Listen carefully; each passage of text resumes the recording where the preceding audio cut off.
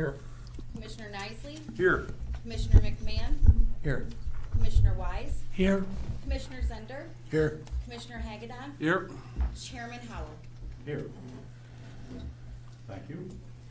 The opening prayer this morning will be offered by Commissioner Hagedon, and if Commissioner McMahon would be willing to offer the Pledge of Allegiance.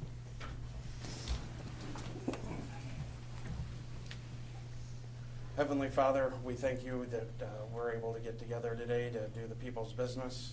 I pray that you be with everyone in this room. I thank you, Lord, that we had the beautiful weather that we're having. Thank you for the rain. Thank you for the heat. And Lord, I pray that you be with our military across the globe. And in your name I pray. Amen. Amen. I pledge allegiance to the flag of the United States of America and to the republic for which it stands, one nation, under God, indivisible, with liberty and justice for all.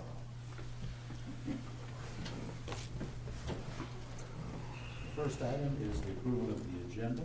Is there a motion to approve, or are there any alterations? Make a motion to approve the agenda as presented. Support. Supported by Commissioner Nicely. All in favor say aye. Aye. And next we have the minutes of the May 22nd regular commission meeting. I'll move them. Moved by Commissioner Hagedon. Support. Supported by Commissioner Kemp. All in favor say aye. Aye. As always, Commissioners, you have in front of you a folder containing the mileage and expense sheets, training registrations, grant applications, and budget amendments we can review during the course of the meeting. Our first order is to hear from any elected officials or department heads who may be here this morning that wish to make a comment. Okay.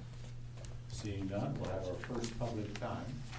As I remind everybody, we have two public times during our meetings. This first public time is limited to those items specifically on the agenda. So if you have a comment about items listed on today's agenda, now is the time to speak to that.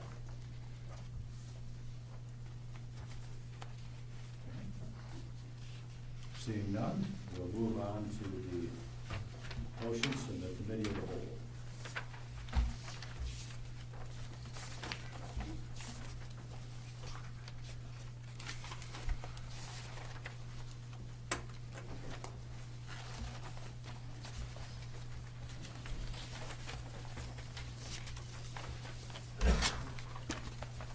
Mr. Chairman,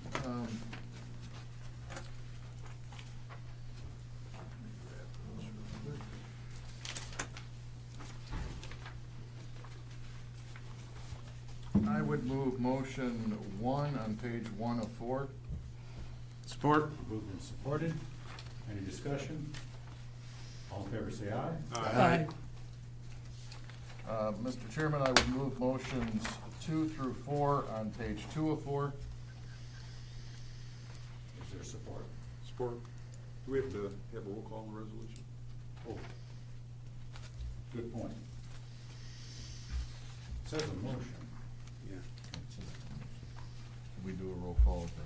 Right. Just a comment to the chair, if I may. It is your call if you wish to have a second roll call. The roll call was handled when you had authority to act at the prior meeting. So we did have a roll call at that point, but it's certainly all right to have a second roll call at this point if you wish. We did a roll call. Yes. And we had authority to act at the Yes. last meeting, right? So Yes. this would be redundant. Yeah. Okay. Okay, going back to, So going back, do we need a roll call on motion 3 for this? It says roll call. No, we already Yeah. had a roll call on it, Ian. We did already? On 3, we would need. Yeah, so I would move motions 2 and 4 on page 2 of 4. I'll still support. it's supported. Any discussion? All in favor say aye. Aye. And I would move motion 3 on page 2 of 4. Support. Not would require roll call. This is a resolution that's being adopted for the first time, right? Yes. Okay, Yes. so Madam Clerk, if you call the roll. Commissioner Nicely, Yes. Commissioner McMahon, Yes. Commissioner Wise, Yes.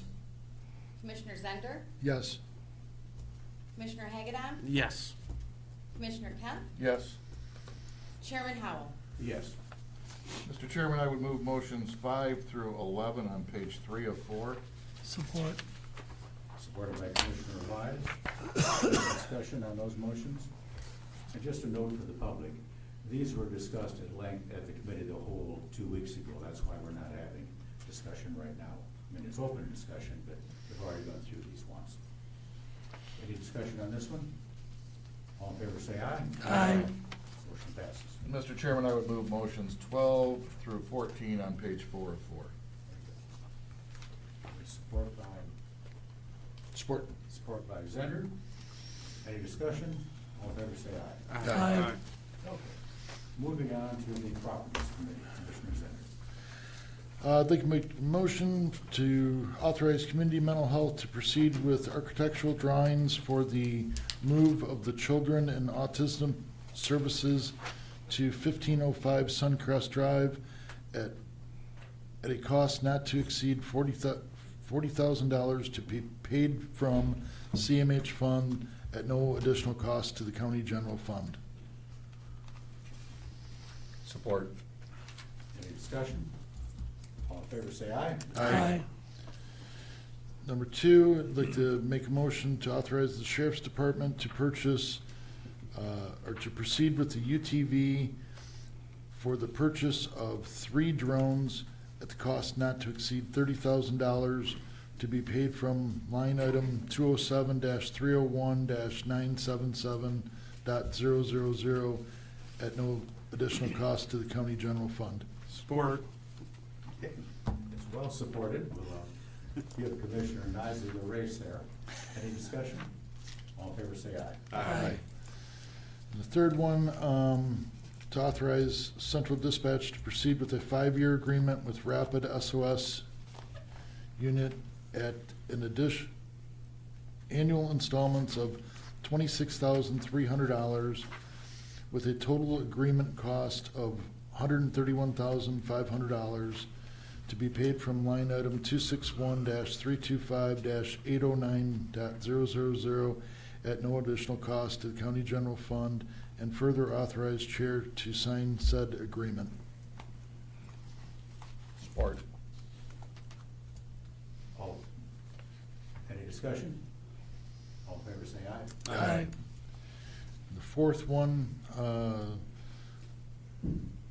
make a motion to authorize Central Dispatch to proceed with a 5-year renewal agreement with Motorola Emergency Call Works, ECW 911 phone system at an annual installment cost of $24,257.40 to be paid from line item 261-325-813.000 at no additional cost to the county general fund. To further authorize chair to sign said agreement.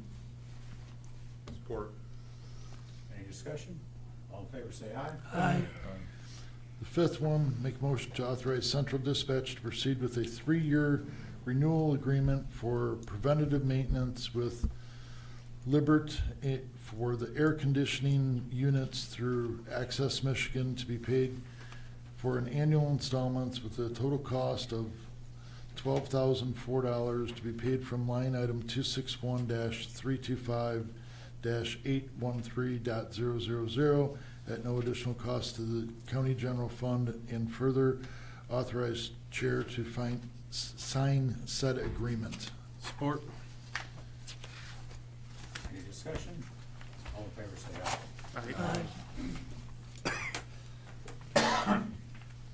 Good. Have a personnel committee motion? Yep, May 22nd, Personnel Committee meeting. There's one motion here.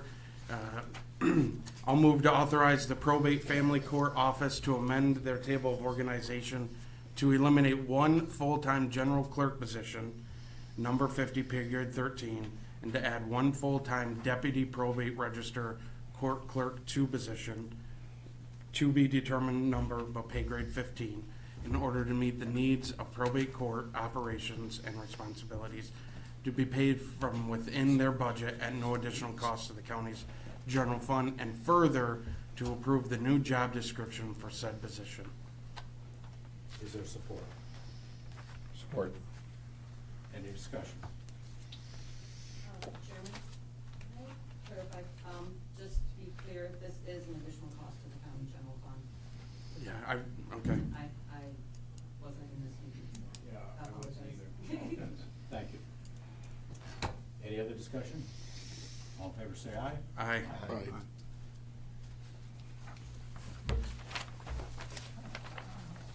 We've got a whole list Yep. of these now.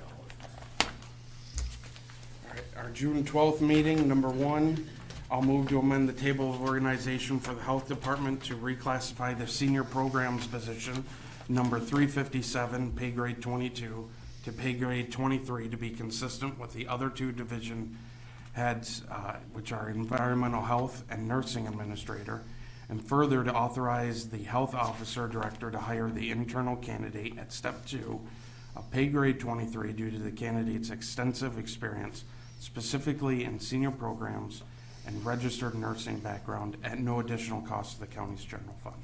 Support. Any discussion? All in favor, say aye. Aye. Number two, I will move to amend the table of organization for the Community Mental Health Department to eliminate one full-time IT manager and data management supervisor position, number 535, pay grade 22, and to add one full-time chief information officer position to be determined, pay grade 23, and further to authorize the CMH executive director to fill the position at step 4 of pay grade 23 at no additional cost to the county's general fund, and further to approve the new job description. Support. Okay, moved and supported by Commissioner Sanders. I have a question Yes, please. regarding that item. Is that the general job description for the chief information officer that's attached in the package here? Yeah. Is that what that is? Yep. Because on page 8 of that job description, there's an error, I think, on here. It says did execution on paragraph 2/3 of the way down, item number 1 here. It says in subparagraph 2, for a period of 60 days, and then there's 30 in parentheses. So is it 30 or is it 60?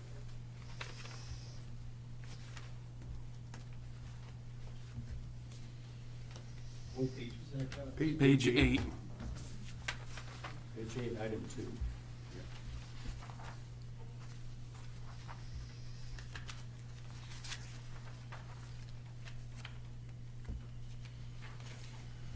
You find it there, it's under bid execution on page 8, 2/3 of the way down, item number 1.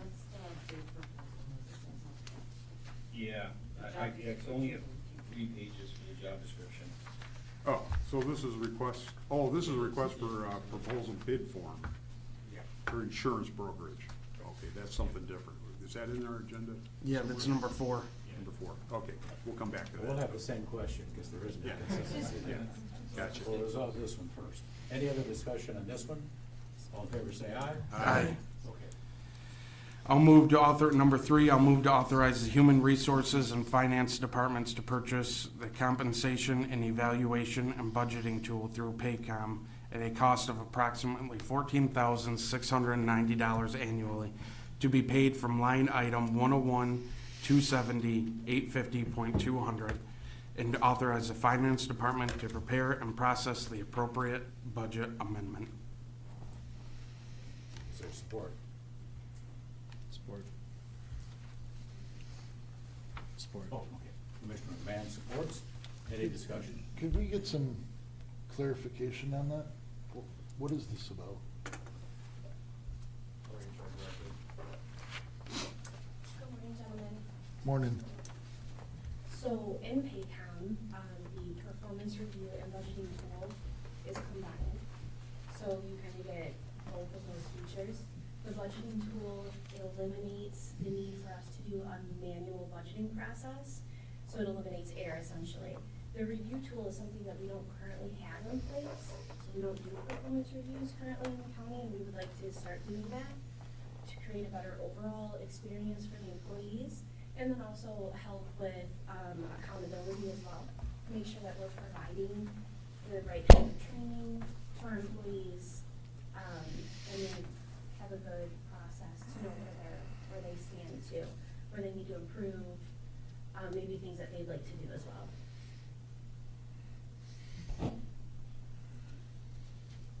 So with these departments, I mean, we keep adding and adding and adding.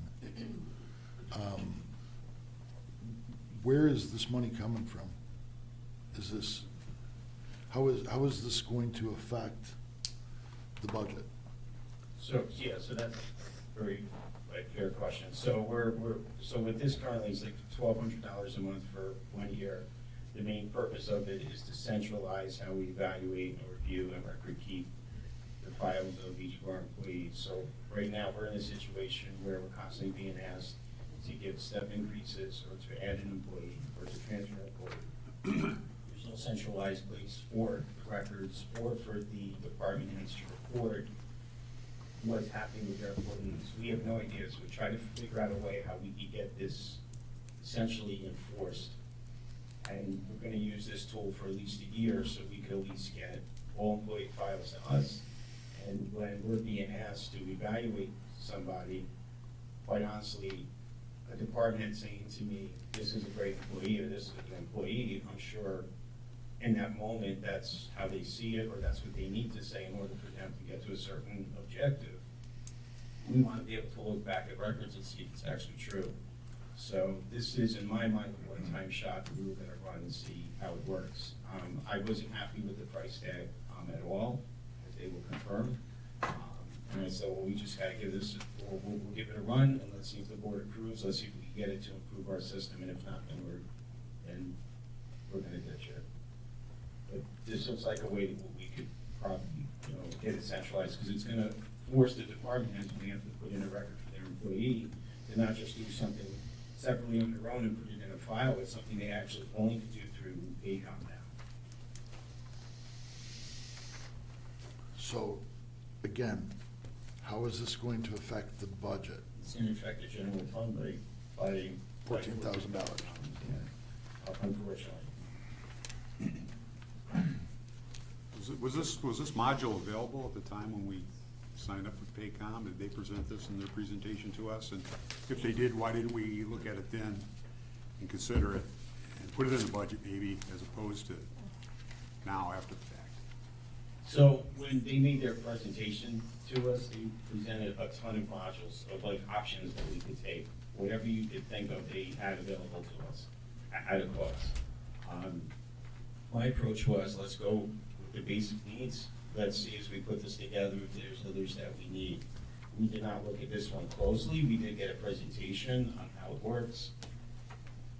Once we got to this point, like a year deep into it, and we continue to have issues getting files submitted, getting updates, as far as the employee files and their evaluations and their reviews, that's when we said, okay, let's, in fact, the team came to me and they pitched it, and I wasn't a fan at first, simply because of the cost. I wanted to do it on an in-house level.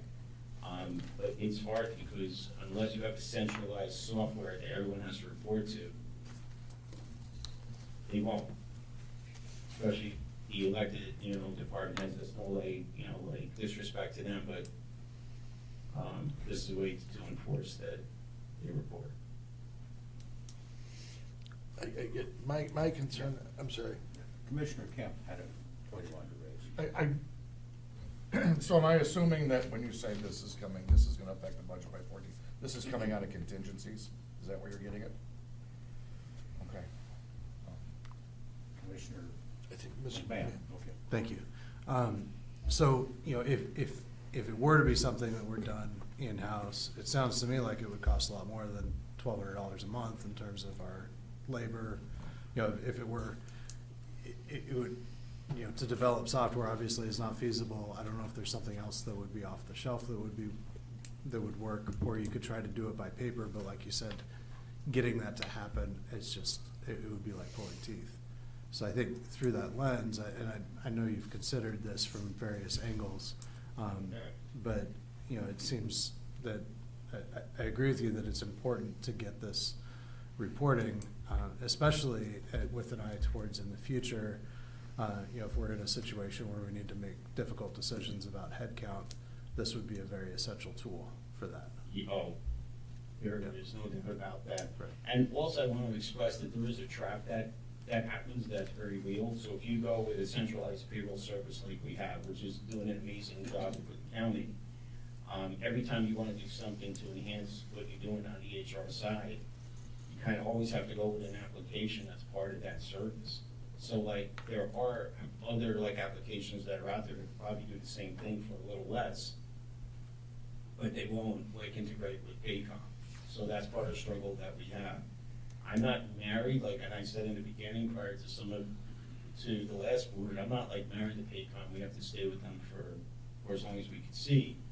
My thing is, let's get everything under control, let's get it centralized. I have no problem within a year or so with your blessings going out there to other services and saying, hey, Paycom is charging us this, we're not happy with that, can you bring us down to this, and get all the same essential services, even with all these like modules included. And I will be doing that, so. Do we have a policy that says that every meeting we're required to spend $15,000 on software? It seems like it. It certainly does. I agree. So my concern is, we approve this. Once you have it, you're gonna go, well, we have to have this now, because, and it's just another $15,000 every year, forever. Is this, is this really absolutely necessary? Are we going to save $15,000 by doing this? No, for sure. For sure. Yeah. Okay. I do disagree with you, Mr. Zender. Next year it'll be 18,000. That's part of me going back and shopping within a year or so with another company, because you're right, with the software world the way it is, once you're connected, you have that service, you kind of keep it indefinitely, and you just gotta keep shopping around for a better, like Bryce said. But yeah, I'd like to say that's not true, but Commissioner Kent. Just one more question. Given that we're 6 months into the year, and could you maybe give us a little snapshot in our boxes would be fine on where we're at with contingencies right now? okay, sure. Thank you. Commissioner McMahon. Moses, could you speak to how you think this would save us more than $15,000 a year? Yeah, sure. So, as we're evaluating departments and the staffing, what happens is departments want to protect their staff, the number of staff they have, and they want to justify that number. Through this piece, along with some like other pieces we have in Paycom, is we're able to see, we will be able to closely evaluate how productive someone really is, how cohesive they really are with the rest of the staff. Okay. And, thank you, Jackie. And on top of that, this is a defense, a way for us to defend. So if someone's coming to us and they're saying, this person in this position A needs a support position B, we can now look at this person in position A and say, well, we're seeing all of these issues. We're seeing issues on their time card, we're seeing that they're late, we're seeing they're doing this, they're doing that. No, sorry. You gotta make a better fit. Well, right there, we just save the salary that you may be committed to for years. And that 15,000 is gonna be paid back and then some. And that's just a small example. There's other examples. Well, I mean, we just now approved the replacement of a lower pay grade with a higher pay grade. And what you're speaking to would help us to make better decisions and to know why we're doing that and how necessary that really is. So I think that's critical.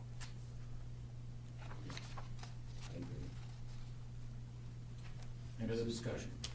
I just want to give an answer to Commissioner Kent. So Oh, the okay. balance remaining in contingency right now is 2.296. And that's as of today, 3.296? It's 2.296. Thank you. Very well. Okay, are we ready to vote? All in favor say aye. Aye. All opposed? Hopefully this will lead to better accountability going forward. Thank you, appreciate it. Okay, back to personnel. Yes, number 4, I'll move to approve the attached request for proposal for insurance brokerage services and to authorize the county administration office and human resources department to immediately release the RFP and post it on the county's website. And I'm gonna add on with the fixing on page 8, Commissioner Nicely, is it? Page 8, yeah. Yep, number 2, that needs to get fixed, so that's my motion. Okay. Is there support? Support. Moved and supported. So the question is that 30 or 60? Which is it? Is it the written one or the numerical one? I'm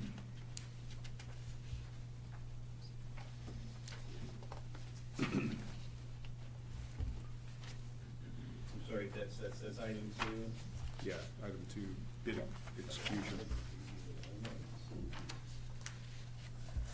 Page 8.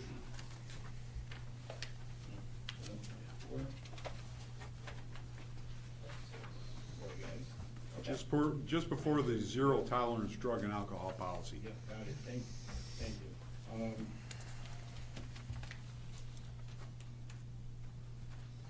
It's 60 days. In parentheses, it says 30, so it is. Yeah, I apologize. It's supposed to be 60 then? Yes. Okay. In the number 4 as well, even there.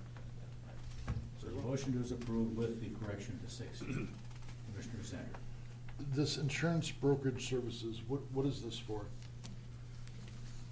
So, the county's been with the same insurance broker since I think the early 1990s. It's my feeling that, or it's my experienced opinion, I'll say, that we need another firm to represent us, to go out there and negotiate better, like medical, like premiums, or medical policies, or dental policies, or vision policy. I feel we've been kind of stuck in a rut with this particular firm, nothing against them, they've done a great job throughout the years. But we need competition, we need other brokers to come in and pitch to us how they could fight and get better rates for the county than what we can get. So this is in regards to health insurance for the Health employees? insurance, dental, Yeah. and vision, yes. Okay, thank you. Mr. Chairman? Mr. Chairman? Yes. Moses, is this what we asked you to do? Because we talked about this, I think it was back in March or so. Is that, Yes, okay, the same? yes, part of the request. Any remaining discussion? All in favor say aye. Aye. Number 5, I will move to recommend of the personnel, of the Human Resources Department and Labor Council to approve Lapeer County's drug and alcohol policy as attached once the pending union concerns are resolved. Support. Okay. Support by Commissioner Wise, comment by Commissioner Kent. Yeah, Question? just pending union concerns, can you tell me how many of our bargaining units we've approached with this, and where are we at with that? Sure, so we have 11 units that we work with. There's only one that came back that was very aggressively not in support of it, and there was one that was like mildly concerned about some things. Our negotiation with them, they're on the law enforcement side, the one that was like very concerned about it, was that they were concerned about those that work on, like undercover. Well, sometimes because they're in proximity of certain drugs, could test positive even though they're not a user. So they want certain things in place to protect those, like, members of their, like, they're like union members that are part of the, like, undercover work. So 9 of our unions have already agreed to it? Yeah. Is that accurate? Like verbally, yes, they said, Okay. we don't have that issue. Okay, thank you. Sure. Any other questions? Seeing none, all in favor say aye. Aye. Okay, it's Number 6, I will move to approve the updated Lapeer County military leave policy. Support. Any discussion? All in favor say aye. Aye. And the last one.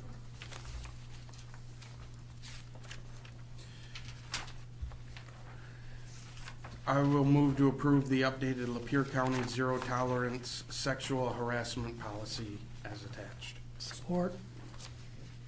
Moved and supported by Commissioner Wise. Any discussion on that? All in favor say aye. Aye. Very good. Okay, we got through all those motions.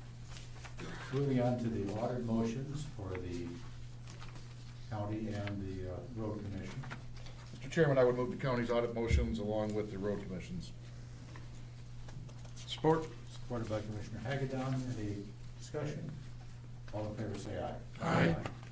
Okay, that brings us to the highlight of the day, the audit presentation. We have gentlemen here that are going to enlighten us on the audit status. Welcome. Status is done. Oh, thank you. My name is Aaron Stevens. I'm a partner with Mayor Harrison. Today with me is Tyler Baker, senior manager. Tyler was in charge of the on-site field work, leading the team. We did pass out today a presentation, hand out a little booklet, as well as the complete ACFR, annual comprehensive financial report. The smaller bound document is the single audit report, and then there's a governance letter in the staff. So, I want to start out and thank the administration and the staff for their courtesy, cooperation, and assistance, especially Jackie with the transition of Jackie this year. The audit went very smoothly. We do appreciate all the help. We know we're a disruption to the routine, and so we appreciate everyone's courtesy, cooperation, and assistance. What I plan to do is highlight what I think are the key areas of the report. So I'm going to focus on that little booklet. But if you've got questions, you've got the information in front of you. I'd be happy to answer the questions you have at any time. So with that, I'll highlight a few paragraphs from the independent auditor's report. I'll touch on the government-wide financial statements, and then we'll focus on the governmental funds financial statements, specifically the general fund. We'll cover the single audit information very briefly, and then we'll look forward to upcoming accounting announcements. No, I'll promise to keep it brief. The independent auditor's report is presented on pages 11 through 14 of that annual comprehensive financial report. The purpose or objective of an audit is to express opinions on your financial statements. The purpose of an audit is not to detect fraud or give you an opinion on your internal control. And that is because fraud detection, deterrence, prevention, as well as sound internal control are management responsibilities. If we find fraud, if we have recommendations on how to improve your internal control, certainly we share that with you, and it would be in the form of written comment in the report on internal control. But that report on internal control is a byproduct of the audit itself. The purpose of the audit is to express opinions on the financial statements. So again, referring to the independent auditor's report, starting on page 11, we did express unmodified opinions on your financial statements. What that means is that the financial statements are fairly presented in all mature respects in accordance with GAAP, or generally accepted accounting principles. It is the highest level of assurance that we can provide for a set of financial statements, so it's as good as it gets. Your financial statements are fairly presented. The three types of opinions, this is on the 4th page of that booklet, that we could express. You have unmodified opinions, qualified opinions, or adverse opinions. We did express unmodified opinions. A qualified opinion might read something like, except for capital assets, or except for long-term debt, the financial statements are fairly presented. Some exception to the unmodified opinion. An adverse opinion would mean that financial statements are not fairly presented, so obviously you don't want to see that. And then the only other alternative that we had would be to disclaim an opinion altogether. We couldn't audit your records. So, of the options, you have what you're looking for in the unmodified opinions. In the second paragraph on page 12, we highlight that management is responsible for the preparation and fair presentation of the financial statements. That does include the internal control over that preparation and fair presentation. Our responsibilities, as I said, is to express opinions on the financial statements, but what that means is we obtain reasonable assurance that the financial statements are free from material misstatement, whether due to fraud or error. It's reasonable assurance, not absolute assurance, and it's material misstatement, not all mistakes. And the reason we can't give you that level of assurance, that absolute assurance that the financial statements are free from all misstatements, because we don't look at every single transaction. We make sample selections, we test your internal controls, and that provides us with enough information to express opinions on the financial statements. The government-wide financial statements are presented on pages 27 and 28, and so your report, that ACFR, the Annual Comprehensive Financial Report, consists of government-wide financial statements and then fund-level financial statements. Government-wide financial statements are prepared on a full accrual basis of accounting, so they have primarily a long-term perspective, but they're prepared once a year. The only time you see this level of reporting is in that annual report.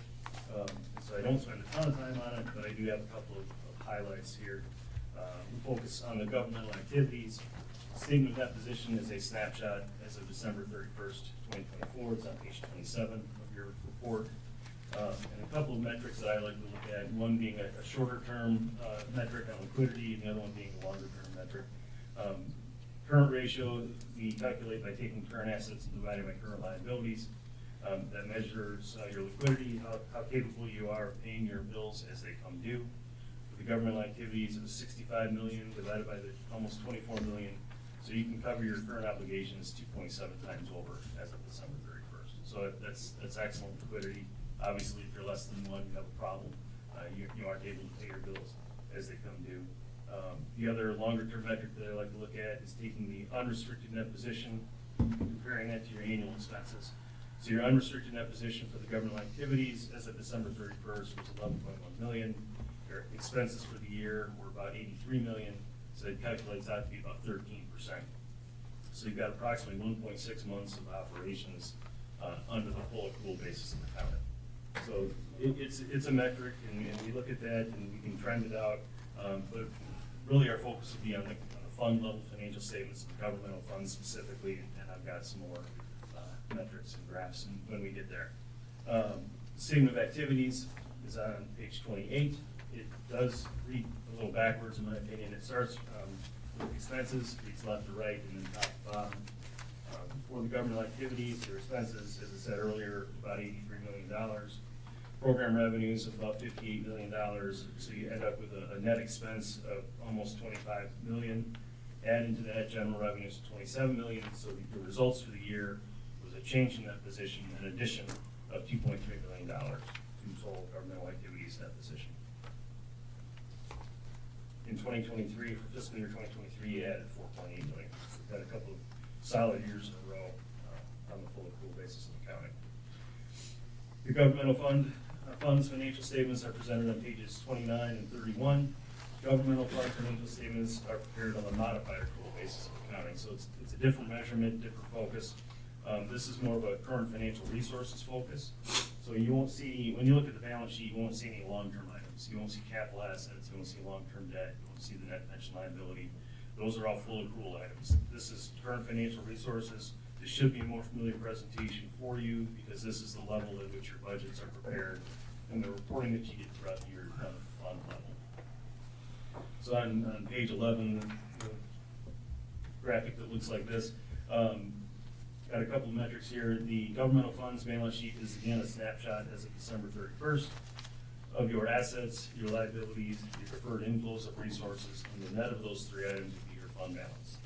So focusing on the general fund, your general fund ended the year with a fund balance of 12.5 million.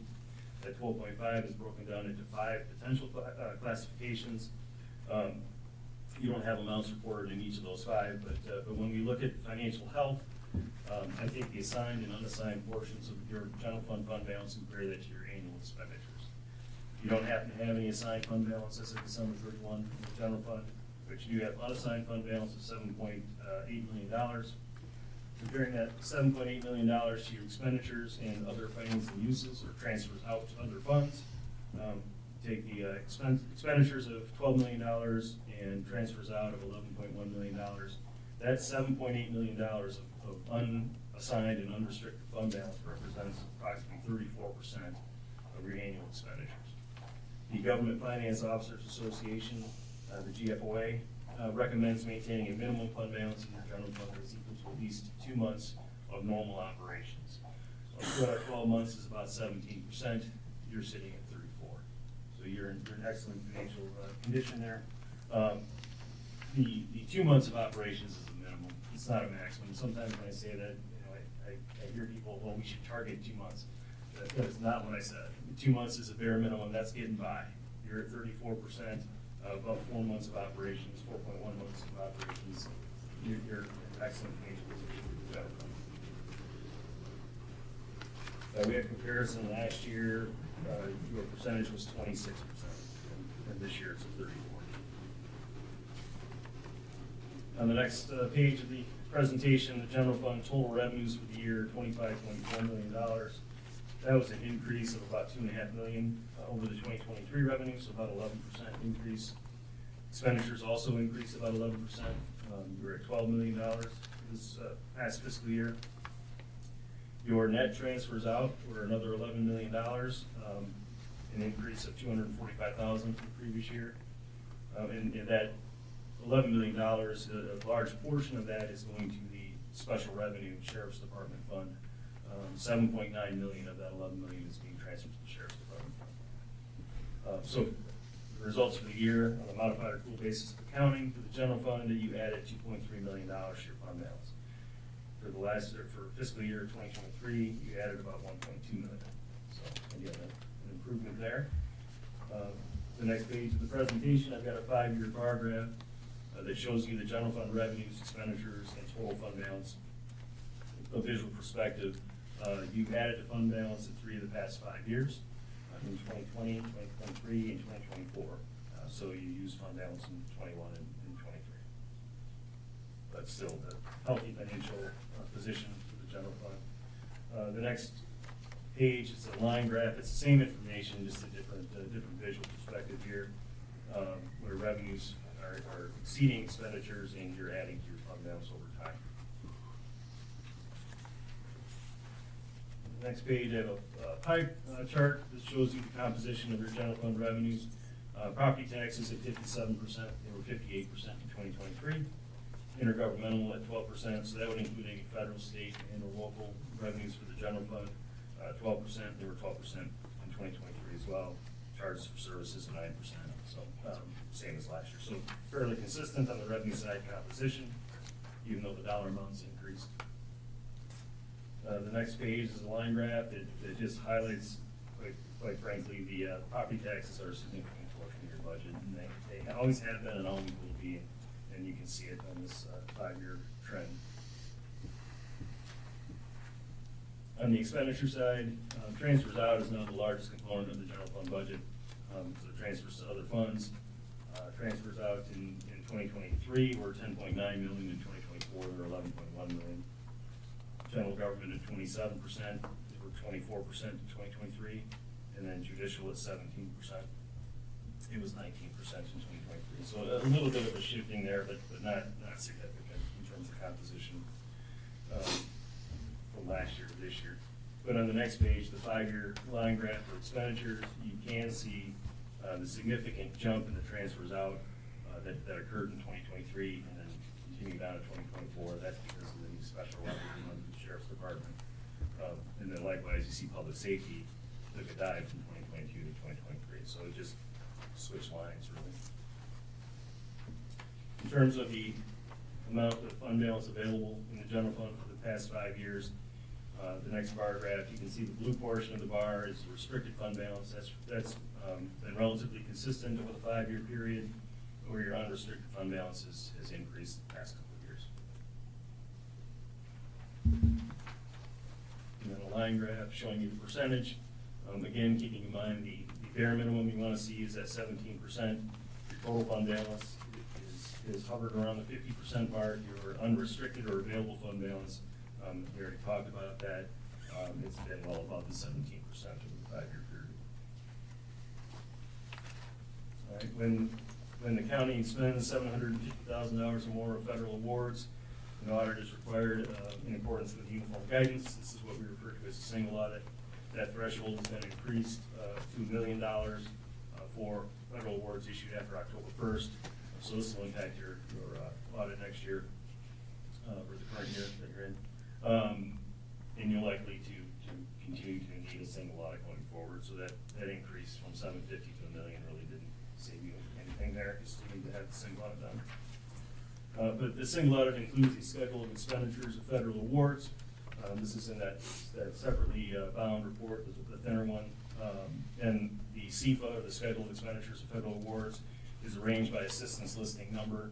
So it's a 5-digit number. The first 2 digits represent the federal department, the last 3 digits represent the program. Your total federal expenditures for the year were just under $7 million, so $6.9 million. We selected one major federal program to test, which was the coronavirus state and local fiscal recovery funds, the ARPA dollars. Selecting that one program gave us 59% coverage, so we audited 59% of that $7 million with the one program.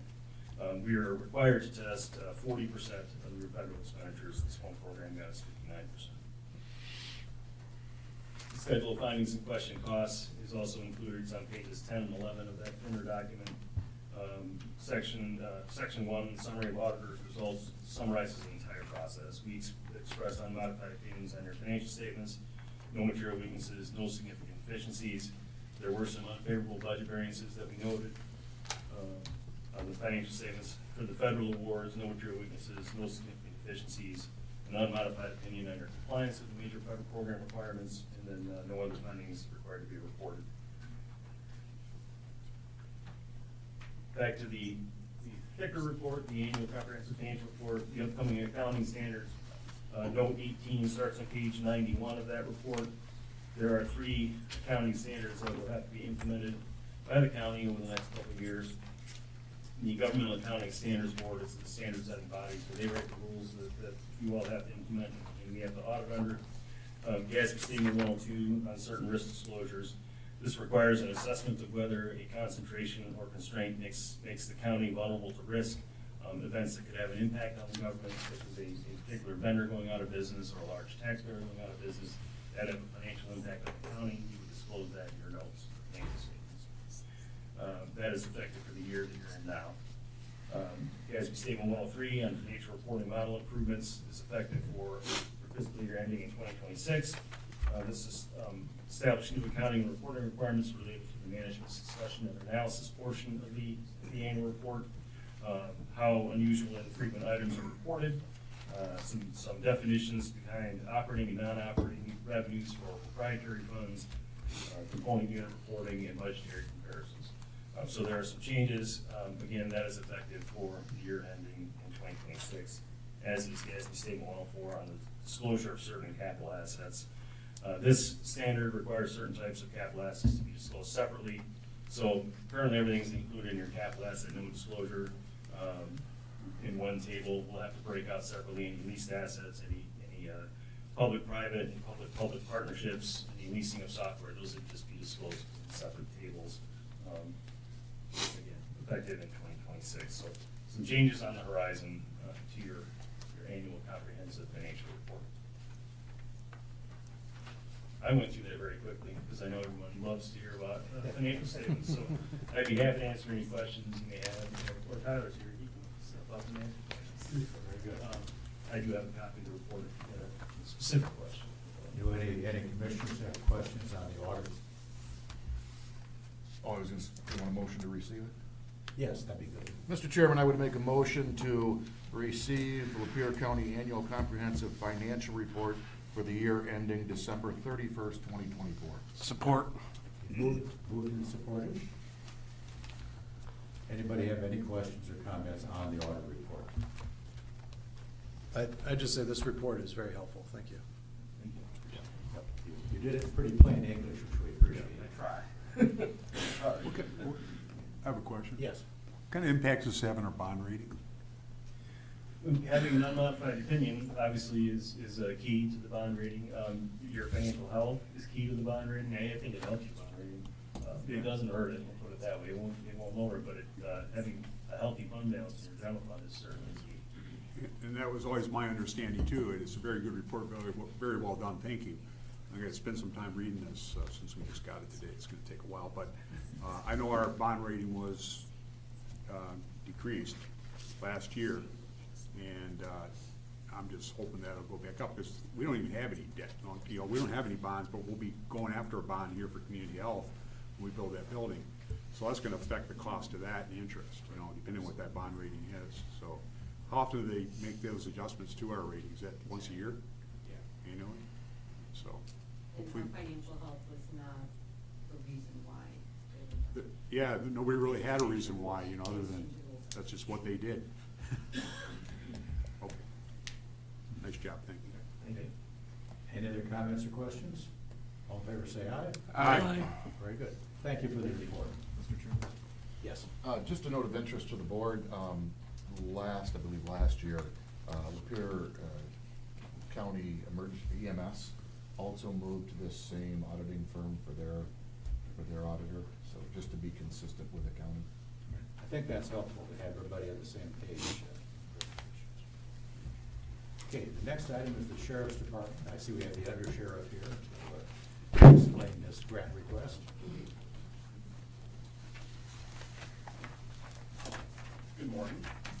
So we're just asking that the commission accepts the grant that's been offered by the state of Michigan Department of National Resources to help us on the marine division.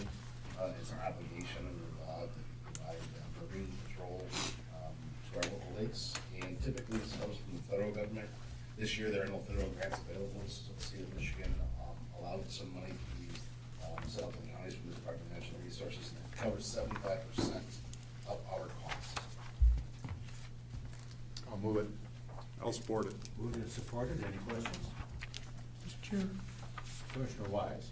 how many members are in the Marine Division at this time? So we have 2 seasonal employees that help us out with marine patrol, and then we have approximately 10 regular employees that participate in that team. Thank you. Which lakes do we actually provide services on?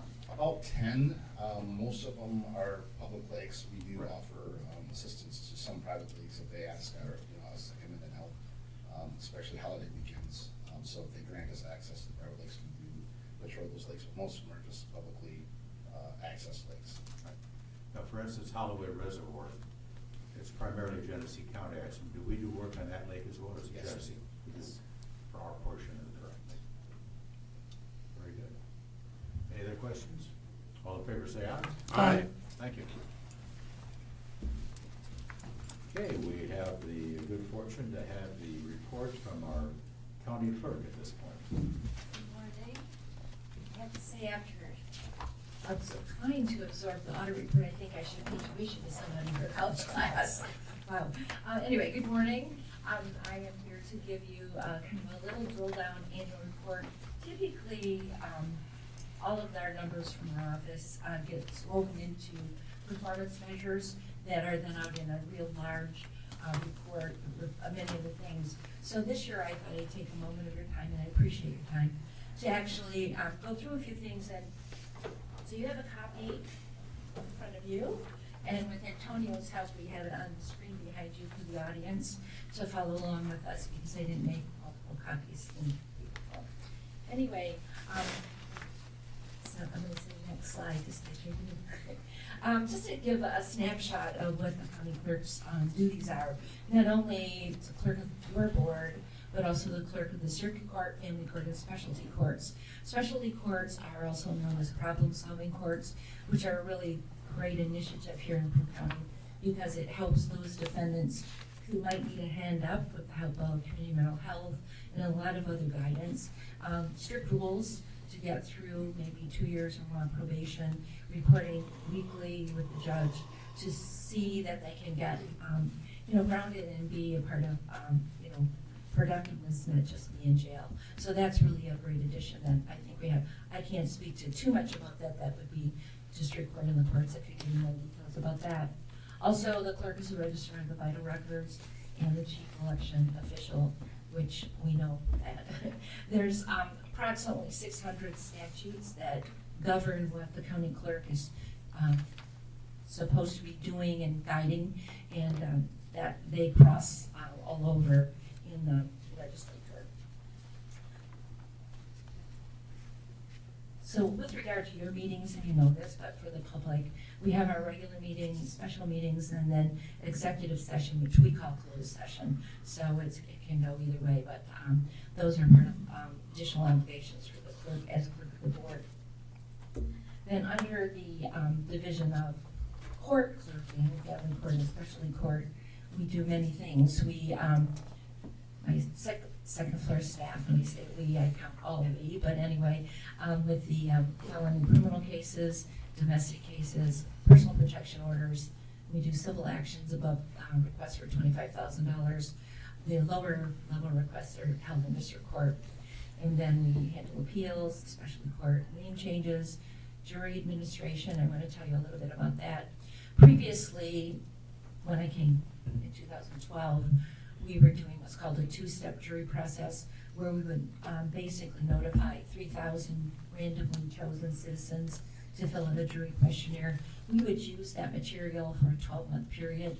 So you can imagine in that 12 months, people's lives have changed. Maybe they've moved, maybe they have an issue that they can't serve in jury. So they would return their jury questionnaire in May or June, and it would be the following year, and we would have a lot of follow-up and so on. So with last jury board's guidance and the approval of this year's jury board, we're moving to what's called a one-step process, so that we are summoning prospective jurors for 3 months' time, so we have current information. So that's should be a cost savings, because we're not repeating to notify people, but it is a huge change in how we are operating all of that. So we're kind of at the beginning stages of that, so we're kind of learning as we go on what's best for our citizens.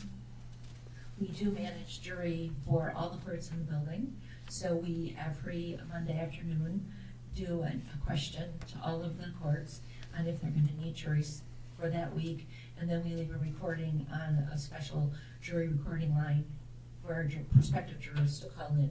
So there's a lot of moving parts to it, but we work closely with the courts so that we get them the quantity of prospective jurors they may need. So it's pretty interesting operation, actually. Both floors of my office are involved in that. The next slide talks about really numbers, and it went back to 2020, just to have a frame of reference, because that's always interesting.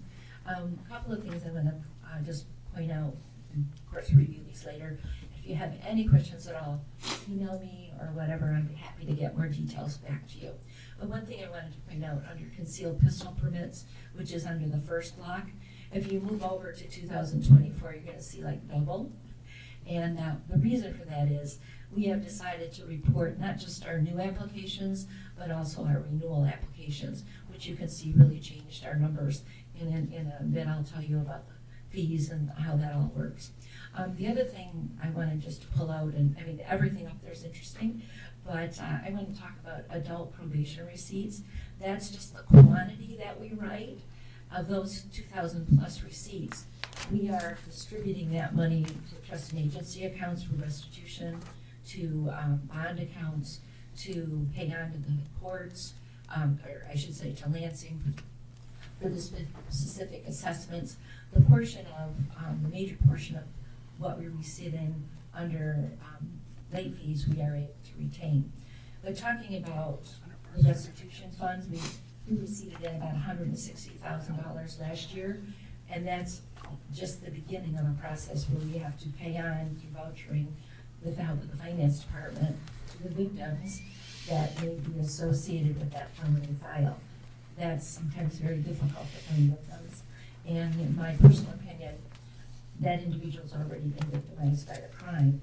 So if they've been awarded restitution, I'm going to do my level best to find them and to give them whatever restitution that particular defendant has finally paid.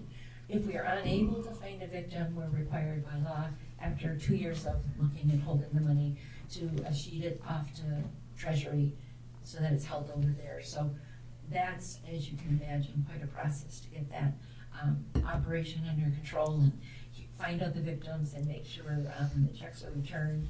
Finance tells us, so that a lot of behind the scenes things go on with all of the numbers that are on that slide right there. talk just a minute about first floor activity with our Register of Vital Records, birth, death, marriage, military discharge records, which are confidential, DD-214s. Birth records are also confidential. We also do assume name or DBA with co-partnerships, not as many co-partnerships as DBAs.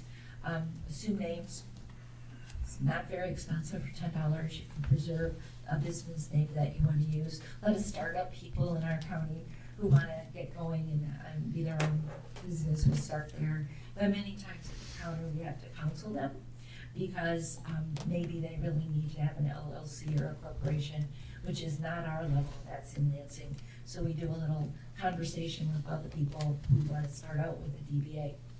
We do notary commissions, concealed pistol licensing. That is also a confidential part of our work. We prepare oaths of office, we do veteran ID cards, and we're available for genealogy records. Although after COVID, the state has directed us that citizens aren't to come into the office to actually be with our historic books. Previously, and you may remember Al Hart was just a wonderful individual. He's since passed, but he would be in on Fridays with his cane and his laptop, helping anybody do a little research. But so we do take email requests because there are citizens out there that do a lot of genealogy research. We try to help whenever we can. Talking about elections, which is near and dear to all of our hearts, especially if you're elected. We accept candidate filings, we order the ballots, we tabulate the results, we do post-election audits that are required by the state. That happened probably, that rule that we needed to do that happened maybe 8 or 10 years ago. Randomly chosen precincts are given to us, and we have to have a team go out and audit everything at the local level, and then report all of our findings back to Lansing, to the Bureau of Elections. I have to say that our local clerks are so very good with their operation that it's really a partnership through those audits. We have to review all of their files, all of their records, and count ballots, and count applications, and so on. So it's an interesting process. Anybody is invited to watch that audit to see how everything checks out, and I'm happy to say that through the years, all of the audits have exactly matched all of the ballots tabulated and so on. Part of my obligation also under elections is to train election inspectors, and the election inspector certification lasts for 2 years. So every 2 years, we have a lot of folks that are coming into inspector classes, so it's not uncommon to have 350 through that training process. So I do it differently. Sometimes I have it on site here, sometimes I do the road show and take it out in the communities so that the ladies and gentlemen that are working elections can go to their own township hall and get their certification. It's always interesting to me to see how many of our citizens really are wonderful about wanting to step up. I mean, they're paid whatever their local township clerk who hires them pays them, but it really isn't for the pay. It's very long days, and they're willing to be a part of the process. And I think that's just another level to show how our elections are run here in our county. There's other things in this list, I won't go through it, but other things that my office provides that really aren't required by law, that we do that to make our locals be successful, have everything they need, and to make the election process go well, because every precinct has to be a success for our county election to be a success. So I just want to point out, also under elections, things keep changing, right? 2018, we had no reason AV, which exit voter applications, which I think was positive, because the more we can elicit people to vote, the better we all are. So that was one of the changes in 2018. Other changes then, a really more current and really big change was in 2022 with the requirement for early voting. So it's a minimum of 9 days, could be a maximum of 30. In larger jurisdictions, they do extensive early voting, but with every day you're up and ready with early voting, there's a cost, right? So it was interesting. I know we've chatted before about the primary from last August on the turnout, and then the November turnout for early voting, what an uptick it was. So then I also went back and got the presidential primary from last February, statistics. And I was really surprised to see that a slight percentage more people used early voting in the presidential primary than they did in August. And of course, the numbers from November were just a shock for all of us. But it's also looking at the overall voter turnout, which I put in little tiny letters there. Citizens should know that they really need to come out in August to vote. So many things are decided then with proposals, tax proposals, millages, and they just need to come out to vote. I always like to say, we are ready. We have a lot of work devoted to getting ready. We want to have a lot of company on early voting and on election day. Under elections also, talk a minute about Board of Canvassers. I know our audience have seen you folks appoint Board of Canvass members when there might be an expiration of a term. So that's all provided by statute. And we have representatives of two major political parties, 2 Republicans, 2 Democrats. Those folks are a very important part of the election process because they are actually the end all making the election results final. Even though we have tabulator tapes and we know who won, which pretty much it doesn't change, maybe by a vote or 2 because of late arriving military ballots. The Board of Canvass is the final say. They sign off after they've reviewed extensively all of the precinct returns. The other part under elections is the County Election Commission, which I am a member, so is the probate judge, as is our county treasurer, and that's by statute. Local jurisdictions also have an election commission comprised of, in the townships would be the supervisor, the clerk, and the treasurer, who have to hold meetings, appoint who's going to work an election, and so on. So each level of local government, ours and the locals, have a part to play in their election commission. Talk just for a second about online services that my office offers. Recently, we partnered with a company called Permitium. It is a no cost to our office at all. The service is, if the citizen uses that to order a birth record, it is the citizen that would have to pay a surcharge for that. It's working very well. They can also order death records, marriage records as well. Certain level of security has to go with any kind of birth record that is ordered because again, those are confidential.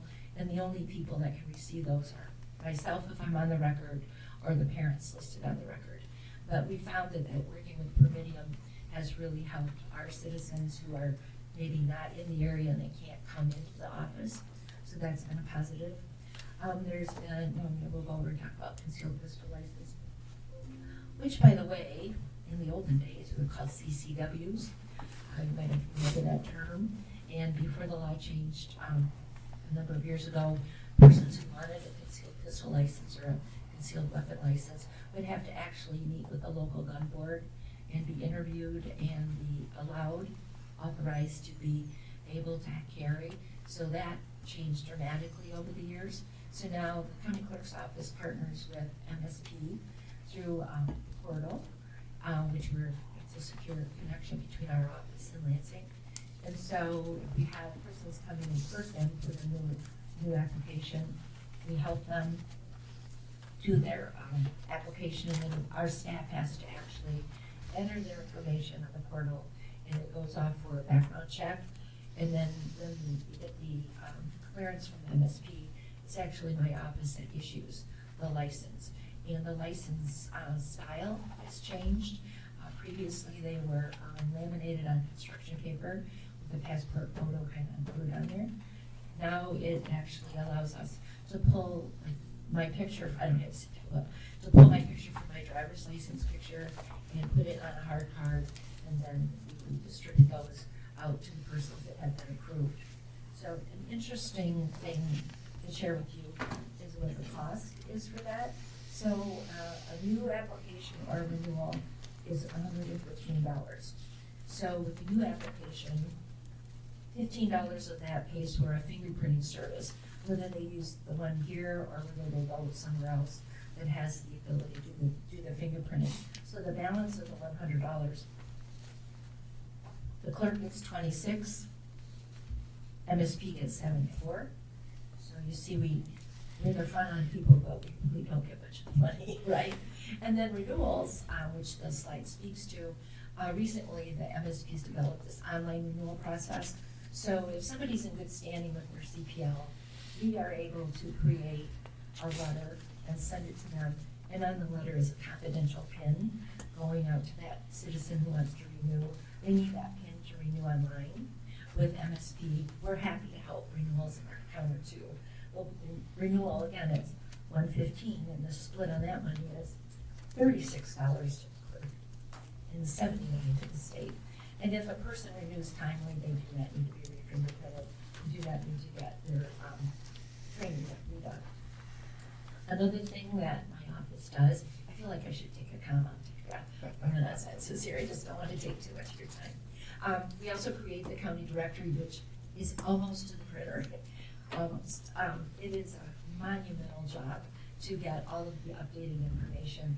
And just about when we're ready to go to print, something changes. So I'm going to put the print date on it, and then whatever happens after that just happens. So I'm working on the cover, which I always like to highlight something in our county.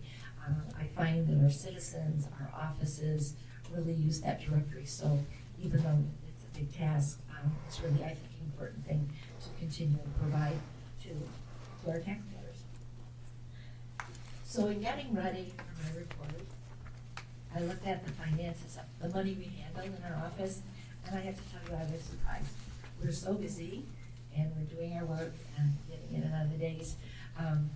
We handled last year $1,109 and some change, so $1,000,001. And the split on that is upstairs, which is circuit court, which is accepting filings and jury demands. You can see on the screen it's 166,000 plus. And then on the first floor is everything else. That includes marriage license, $20. My office keeps $5 of that. So a lot of that $942,000 would be felony fine money, et cetera, which again, we are responsible for basically being the pass-through, the trust and agency accounts, and also to the state on those. But $1,000,001, that's pretty impressive, I think. And our first floor staff is the one that does the final reconciliation and takes the deposit to the treasurer. So the next sheet is just my work chart, just to say who we are. So you got maybe if you like. Next slide talks about software applications that we do have in our office. Talking about different things, I want to again thank Commissioner Zender because he was key a couple of years ago in my office doing the Vital Records program. It's really very, very important. So that's up there. We use that all of the time. So all of the different things you see on the screen takes different authorization training for the staff, and so that's just what we do in and out of our regular day. But I think it's important to take a pause and really look at it. If you have any questions about what I have listed up there, for sure, give me a call because I can explain it further when you have a chance. The next couple of slides are for your information, just to let you know additional things that the staff is required to do, and they do very well.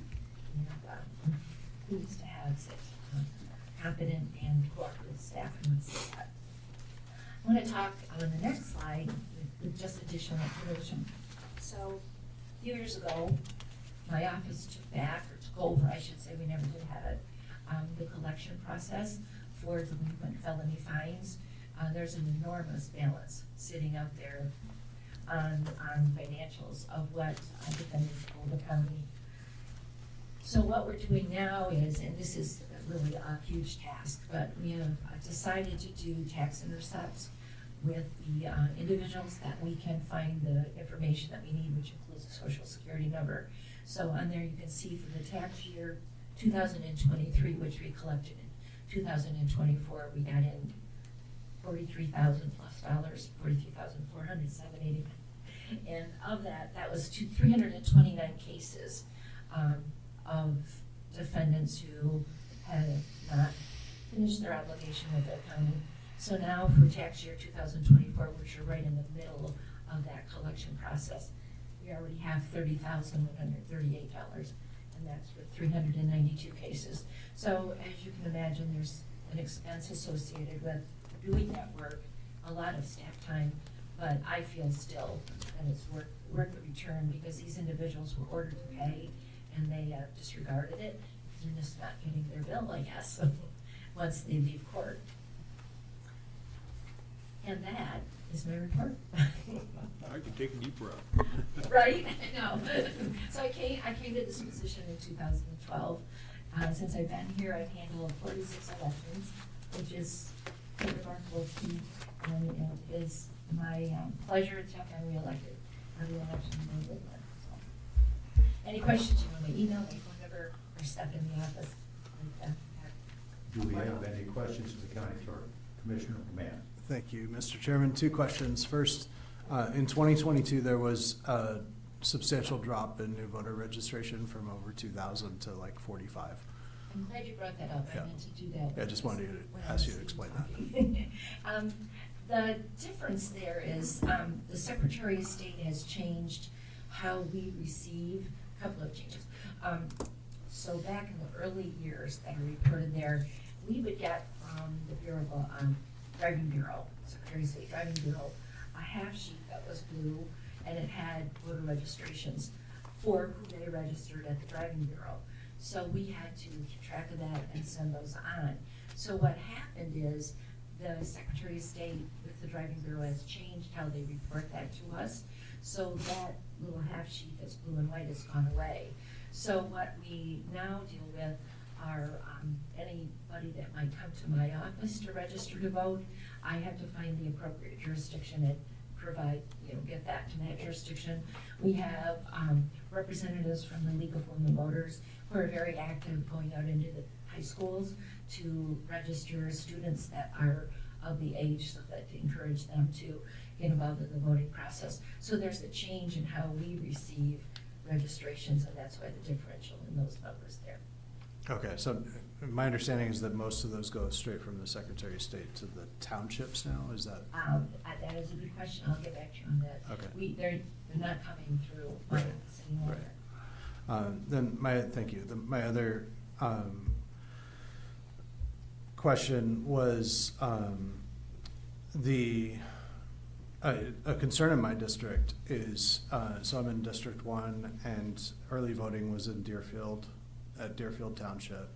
And I spoke to many voters who went on election day that were not in those precincts, but on election day, because they saw everybody there for early voting at Deerfield, so instead of going to Marathon where they normally go or whatever, their normal precinct, they showed up at Deerfield, and it ended up becoming a hassle, and I'm sure it disenfranchised some voters.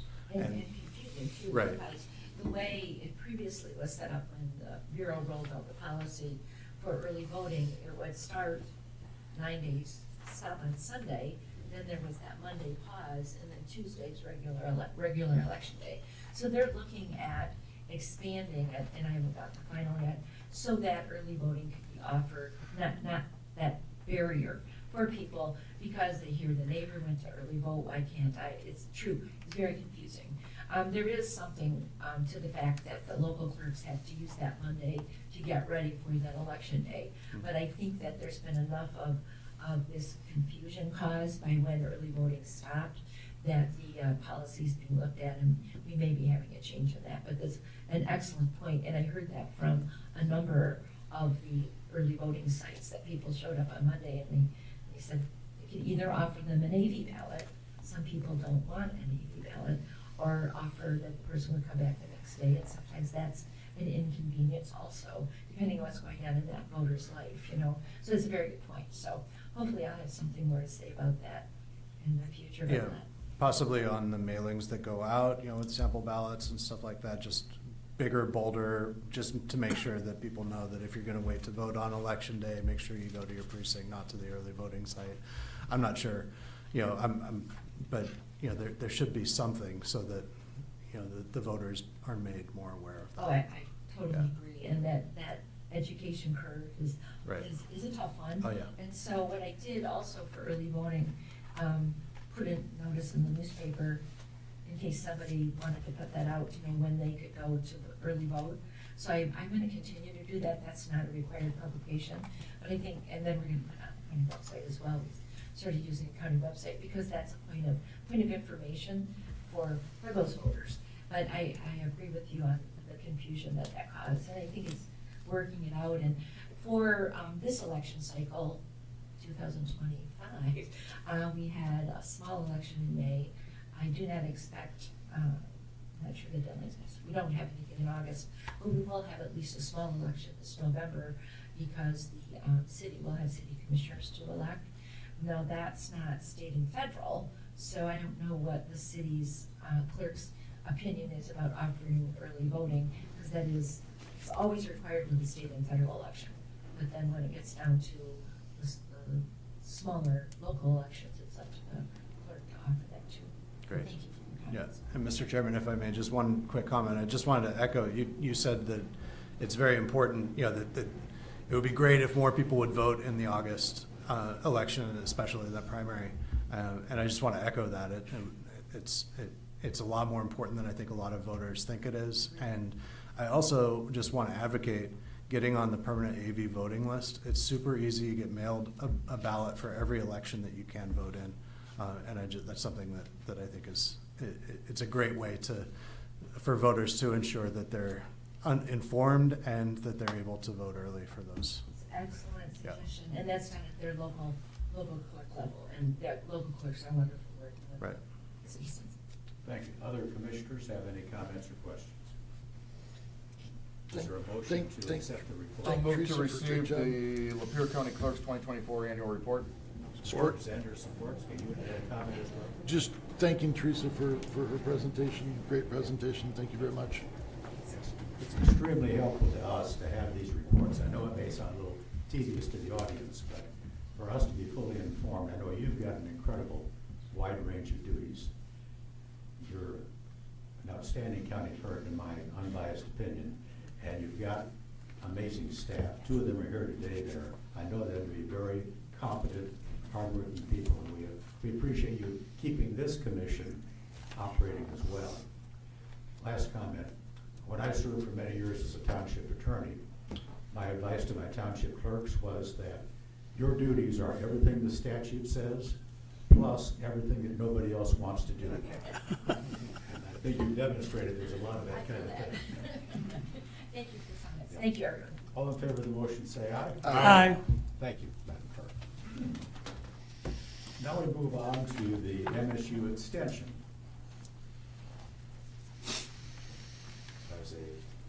Is there any comments before we do the presentation? Mr. Chairman, I would make a motion to move the resolution for Christine Benema. And is there support? I'll support. Very good. All in favor, say aye. I'm sorry, this is a resolution. Yes, We need a please. roll call vote. Commissioner McMahon, Yes. Commissioner Wise, Yes. Commissioner Zender, Yes. Commissioner Hagedon, Yes. Commissioner Kemp, Yes. Commissioner Nicely, Yes. Chairman Howell. Yes. What we're doing this morning is presenting a retirement honorary resolution to Christine Benema. She has been a very dedicated Michigan State University / Lapeer County employee for many years. I happen to have the good fortune, she's a constituent of mine in North Branch. But I know she's done a great job across our community and been doing this for a lot of years, not only in Lapeer County, but in other locations. And it's a real honor to adopt this resolution and present it to Christine this morning. She is extremely qualified and has earned this without any doubt. So what I'd like to do, if the commissioners wouldn't mind, I'd like Christine to come up and we'll do a presentation. We have the county press here with their ace photographer who can snap a picture of Christine receiving this honorary resolution. So Christine, if you would come up, and if the commissioners would come around to the front of the table for a moment.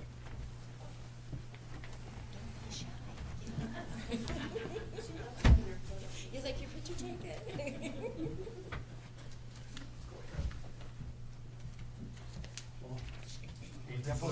We're definitely gonna be able to see Brian. Where do you want to say? The same place is always as good, in the, well, in the front there, like, so the podium's not. Lady in the hour in the middle here. First, we're gonna do the photo op.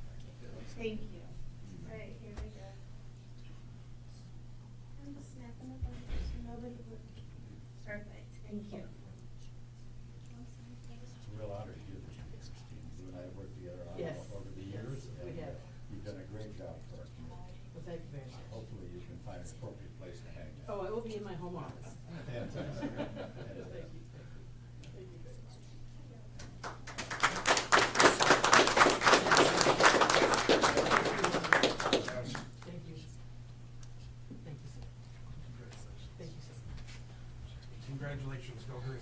Go Green, yes. Congratulations.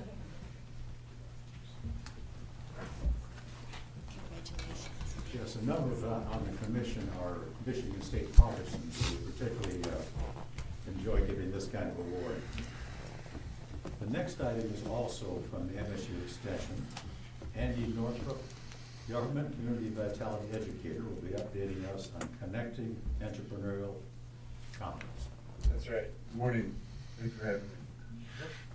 So you have your Michigan State shirt on, so you're well qualified to Yeah, be here. right. And congratulations to us for this benefit as well. I have a couple handouts here.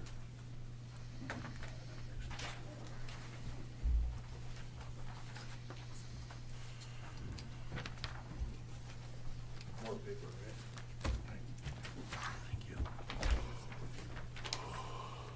So, yeah, I am here today, as the agenda says, to talk just briefly about the Connecting Entrepreneurial Communities Conference that we had in and with the city of Lapeer, which was held at the end of May, June 29th and 30th.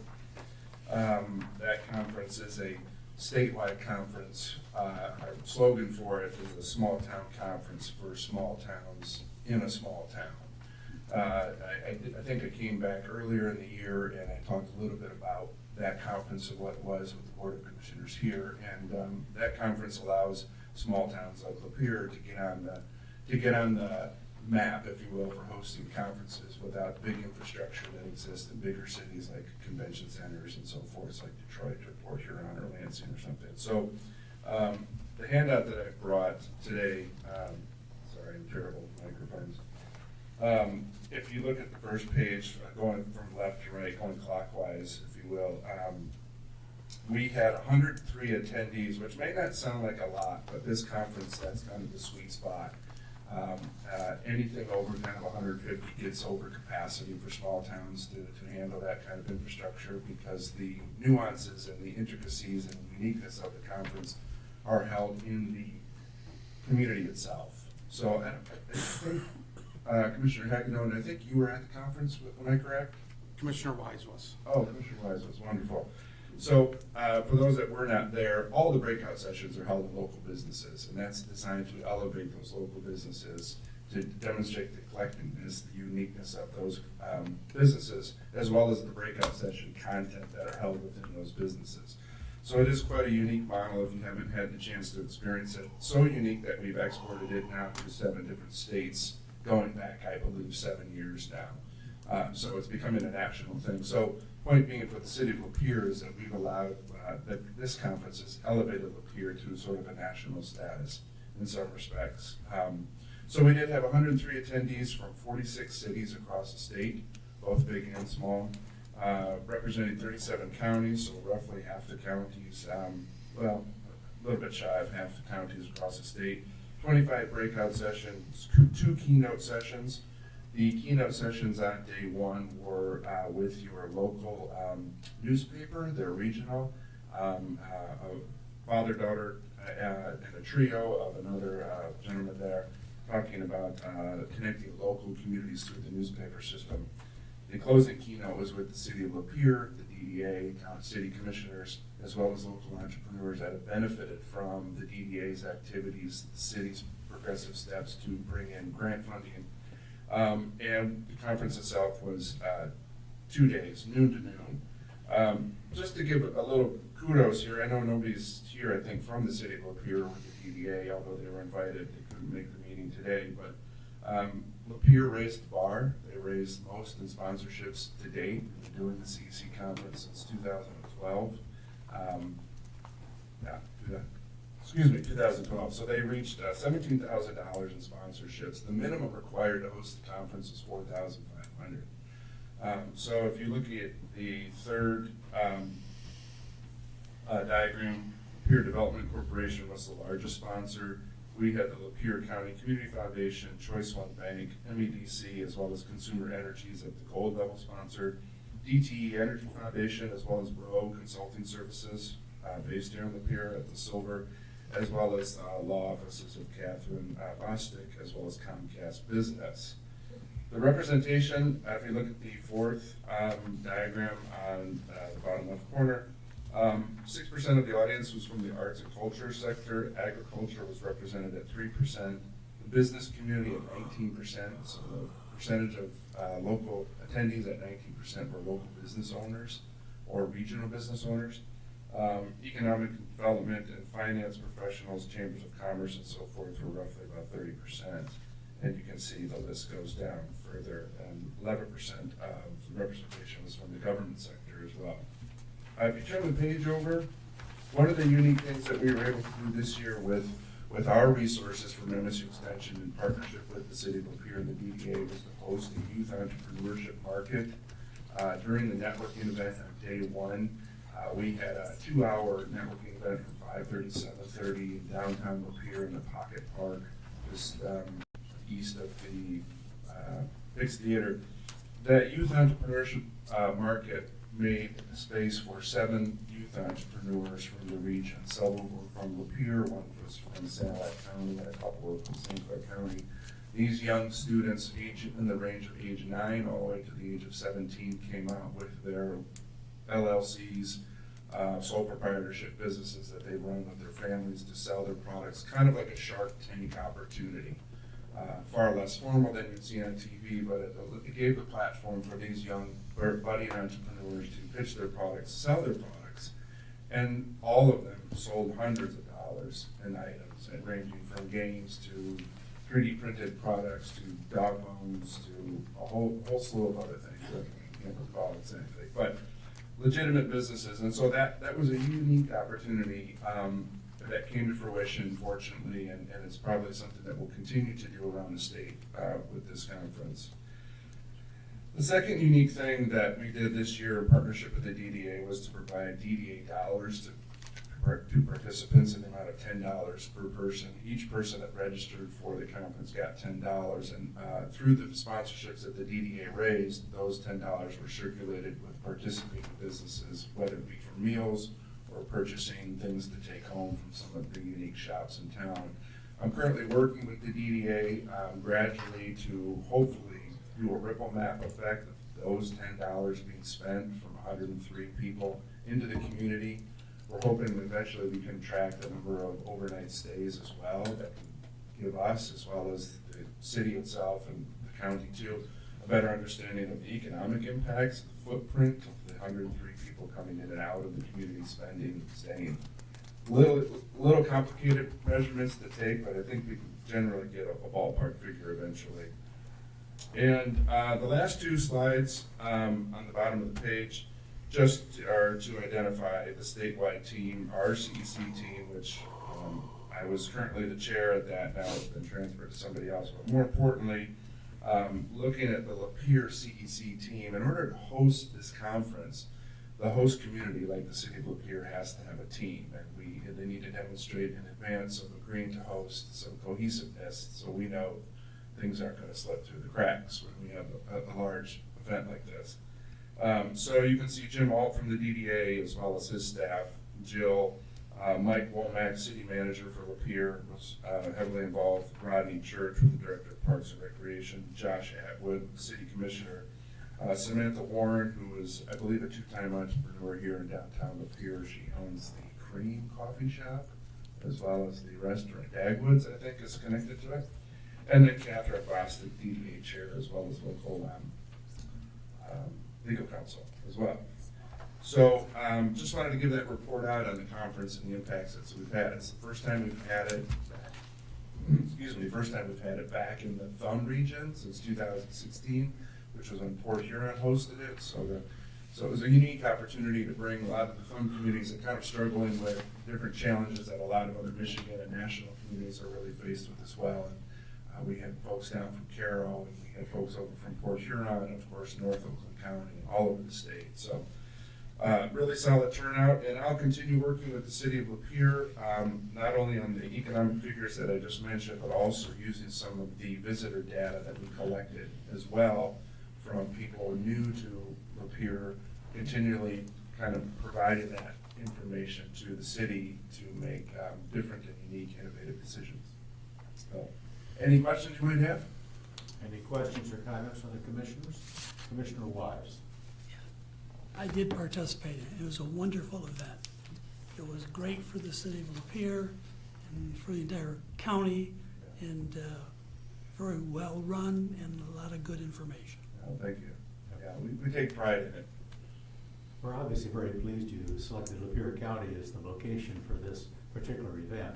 And as you alluded to, you know, rural Michigan has got its challenges all across the state, all across the Midwest, as the farm economy has changed and the small towns have changed. So we really appreciate Michigan State offering advice and assistance to our local business people.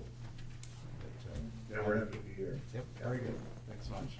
Thank you very much for the presentation. Thank you. Okay, next we have a couple of boards that need to have appointments made. The first one is the Thumb Regional Community Corrections Advisory Board. Most of the members of this particular board are slotted in the sense that from particular departments or backgrounds, it's not a general citizen membership. One member we've had long-term is Mike Slater, who's involved with the state. He is now retired, and Ken Kincaid has taken his position with State of Michigan Probation and Parole. So I would like to appoint Mr. Kincaid, so we've got a full slate of people on that board. I'll move that Ken Kincaid be on the Community Corrections Advisory Board. Support. Supported by Commissioner Nisley. Any discussion?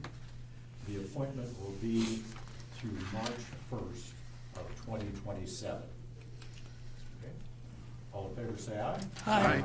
Thank you. The other board we need to consider is the GLS board, Region 5. That's Genesee, Lapeer, and Shiawassee. It's a very significant board. It's made up of representatives from the 3 counties. The makeup is Lapeer County has 4 members, Shiawassee County has 4 members, Genesee County has 8 members because of its much larger size. But this group is particularly important for road funding and other grant opportunities. So we want to make sure that we've got good, aggressive members on that commission representing our interests here in Lapeer County. There are 3 positions that we need to deal with. The first position, again, is one of those slotted positions where it's been identified that because road funding is a major factor, that we've always given the road commission a representative on there. Mike Hemmingson recently retired as road commission director. The new road commission director is Destin Gingell, and they have asked that we appoint him as our road commission representative to Region 5. So moved. Moved by Commissioner Kemp, supported by Commissioner Zender. And this particular term will be through December 31st of 2027. And I'll just comment on that. I got a hold of the bylaws, I talked to Region 5 people. What their bylaws say is you appoint somebody for 1 year or longer. Well, 1 year frankly has been a pain because it's easy to lose track that you reappointed these people year after year. So I'm suggesting as we make the new appointments, we go to 3-year terms, so we have more continuity and we're not likely to forget to reappoint somebody. So anyway, we got the motion on Dustin Gingell. All in favor say aye. Aye. So he's appointed to December 31, 2027. The other 2 appointments are citizen members that are vacant right now. One is Rick Van Haften, the former superintendent of North Branch Schools. He has been remarkably, he's been on there for a number of years. They send me the attendance list, so I know who's actually going to these meetings and representing us. Rick has done a fine job, but his term has expired, so we need to consider either reappointing him or replacing him in the vacancy. The other position is currently held by Gabe Lossing. As you may remember, William Hamilton, who is the chairman of that commission, came to us some time back, asked us to replace Mr. Lossing due to his failure to attend meetings. I talked with the Region 5 people about the process. They said their procedure is they leave you on the list until we appoint somebody new. So we need to make a new appointment to that position as well. So there's 2 vacancies. Both will be 3-year terms, which would expire on December 31st, 2027. Nothing we need to act on today, it's just a heads up. the clerk will follow our procedure, which is for 60 days, we post on the county website to see what citizens who may have that are interested in this position. So that's just a heads up. Mr. Zender. The gentleman from North Branch who's been on it, he wishes to stay on? Yes, I talked to him, and he is interested in continuing on. Actually, he was our school superintendent in North Branch, but he now lives in the city of Lapeer, so he's a constituent of Commissioner Hagedorn at the moment. But yes, he's interested in continuing on, so, but obviously we're gonna open it up, anybody can apply. So there, we got 2 people we need to fill. In 60 days, we will fill those positions. Okay. Ad hoc committee updates. I don't think there's any ad hoc committees that are wanting to report this morning. That takes us to our second public time. This is a 3-minute public time for anyone who has a comment for the county commission. Morning.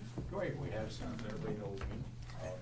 Well, you may not know about me is I'm the president of the Deputy Association. The Deputy Association is a 501c3 nonprofit. All the money we raise goes back to the youth of the community. We shot for the cop last year, we had sponsored 36 kids. Could you move the microphone closer? I've been told that by the audience, it's hard for them to hear sometimes unless the speaker is talking to the microphone. Okay. So what we do is we do fundraisers to raise money. All the money goes back to the youth of Lapeer County. We do shop with the cop program last year. We had 36 kids. We do school supplies for all the foster kids in Lapeer County. Student lunch that we support the CAC. We also this year something different called the First Tee program. There was 10 kids in Lapeer County that were troubled youth, so say. Sponsored up by Taylor Made in Castle Creek out in Long. The 10 kids, there's a $150 fee to get into it. We sponsored all 10 kids. With that, they get professional golf lessons, plus they get a life coach. So it's something new we did this year. Last Saturday, we hosted our biggest fundraiser, our golf outing out of Castle Creek. Every year, it's been getting bigger and bigger. We have the same event sponsors. Commissioner Hagedorn's been a whole sponsor every year. We had Elroy Steel, Cheers Pub, CMS, and Yates Towing that are major event sponsors. Every year since I started this, there's been one person, one company has always stepped up, always reached out to me first time on to help us out. So that's Kevin from Lake Inn. I'd like to present a plaque from the Deputy Association saying thank you. Thank you, Dan. Very good, thank you.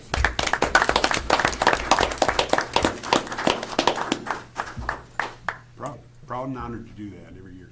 Yep, it's a great program for sure. It's done a lot of good. Other persons that wish to comment during public time? We have several. This gentleman is closest, so. I'll Good morning, recognize him Commissioners. first. I just want to give you an update from our June 12th, when I brought out that, my proposal to try to effect a late name change. Finally got contacted by a member of their Domestic Names Committee, DNC staff. They're the ones that actually did their investigation, then they pass on their information to the Board on Geographic Names, BGN. What he did, he confirmed a couple things. First thing he wanted to let me know is that swimming upstream, you know, that their default position has got to be no, because of the repercussions that if an ill-conceived name change could certainly affect people downstream, and I told him I understood that. So I said, I'm aware that your default position would have to be maintaining a status quo. I'm submitting everything that I can do to hopefully provide your committee with enough to satisfy the compelling reason to do so. That's the nebulous little metric they've got. Requirement for a change to be allowed. Besides any recommendation I can obtain, I ask that the committee just note the following. I certainly have no animus against the Troon family, but no member of the Troon family has set foot in the property over 100 years. There's been several owners in between them and our family. There are no Troon Lake party stores or Troon Lake bait shops to be affected by a name change. The lake can't be seen from any road. You have to almost know that it's back in the woods to even know it. the probability that our farm will become a centennial farm in 2053, and that all our family members would be so proud to see Grandpa Gus honored by the lake bearing his name. He did confirm one thing to me, the way the wording is on getting this stuff together from the BGN was that they will be contacting, they will be doing investigating. What this fella told me was that, yes, they will get to that eventually. But if you want to keep momentum going, they've got boxes they need to check. If the information comes from me or from one of their people, it's the same thing, it's satisfied. So they confirmed that, yeah, I did good by getting the letter from, township letter from Keith Mercer. And they suggested, well, they more than suggested that you would really need to have a letter of recommendation, or at least show that I bought it before the county commissioners, before they would even move on it. So, I guess that's where I guess I find myself now, is that I was waiting for somebody else to get back with you guys, now it looks like it's me. Okay. So I want to formally request, if nobody had any objection to my proposal, I would like to get a letter on your letterhead.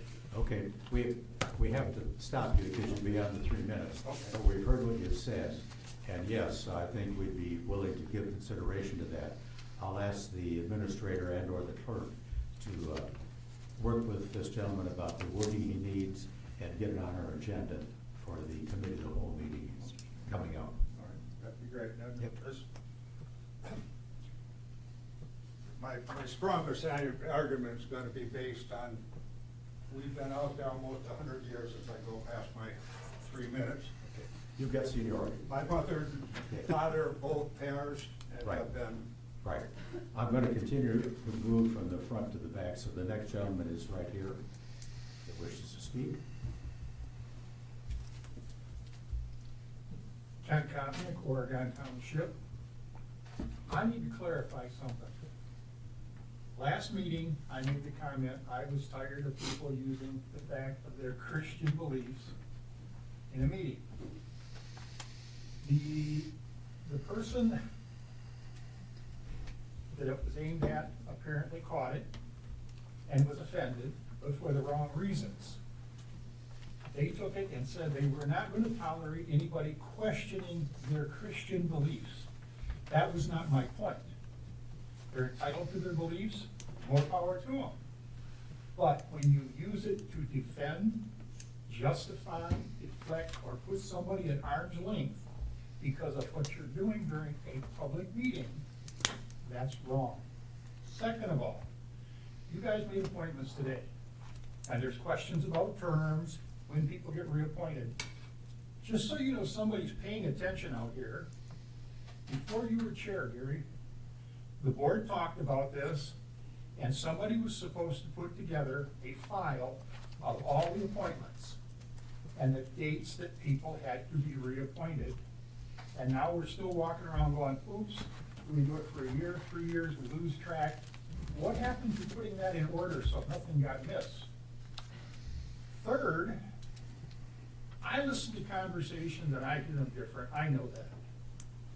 I heard this board at one point, before the certification was done for our new financial people, we had an interim service coming in here and watching over things. Somebody raised issue during a meeting about, was this service going to look at fraud, detect fraud? And a statement was made, no, they don't do that. Now, I know the lawyer in the room understands this. When somebody makes a statement or asks a question, it gives you another route to go. When somebody asks that question, I think two things. They either know something needs to be looked at, or they're afraid something will be found out. Think about it, folks. I believe this lady on the right is the next one that stood up.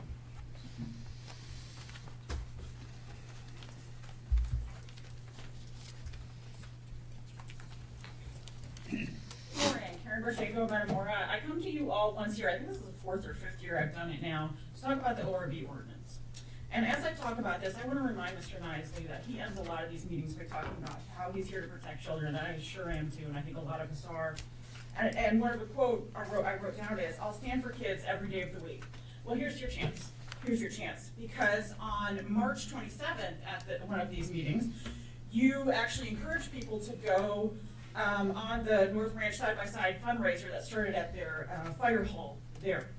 But I've come to you for years now and explained that the ORV ordinance that allows people to drive side-by-sides, UTVs, dirt bikes, four-wheelers on many of our roads here, most of our roads in the county, is unethical.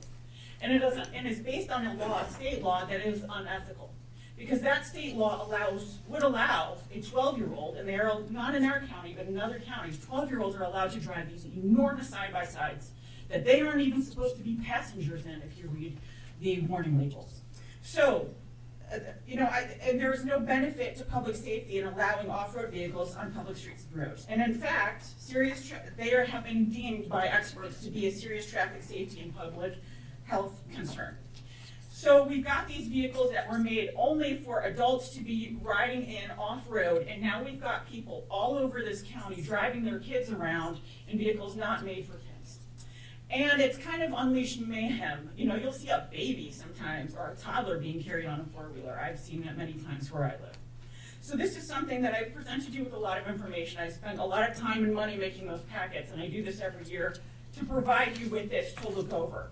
The American Academy of Pediatrics has spoken on this. They review things very, very thoroughly. And they said, state, county, and local laws and ordinances that encourage unsafe riding behaviors, such as allowing recreational ATV riding on public roadways, should be repealed. They are saying you should repeal these. The manufacturers of these vehicles say they should be banned from roads. They are not suitable for use on roads. And when the manufacturers say ban our product, use law enforcement to get our product off your roads, you should listen. This is an unethical ordinance, and I think it is immoral that we allow children to be driven around on our roads. And particularly this year, on April 2nd, Michigan's car seat laws got safer. And we just ignore the fact that in my vehicle, which is made to be on the road, and has 100 years of safety that goes into designing it to keep it on the roads, and I have to have kids in car seats. We've just got these kids in straps that are not meant for them going down the road. So I'm asking you again to review this, and please think deeply about it. And we've got about 1 death a year on our roads in this county from it. Thank you. Thank you very much for your comments and for the material you presented. I believe there was somebody in the back row that wished to speak.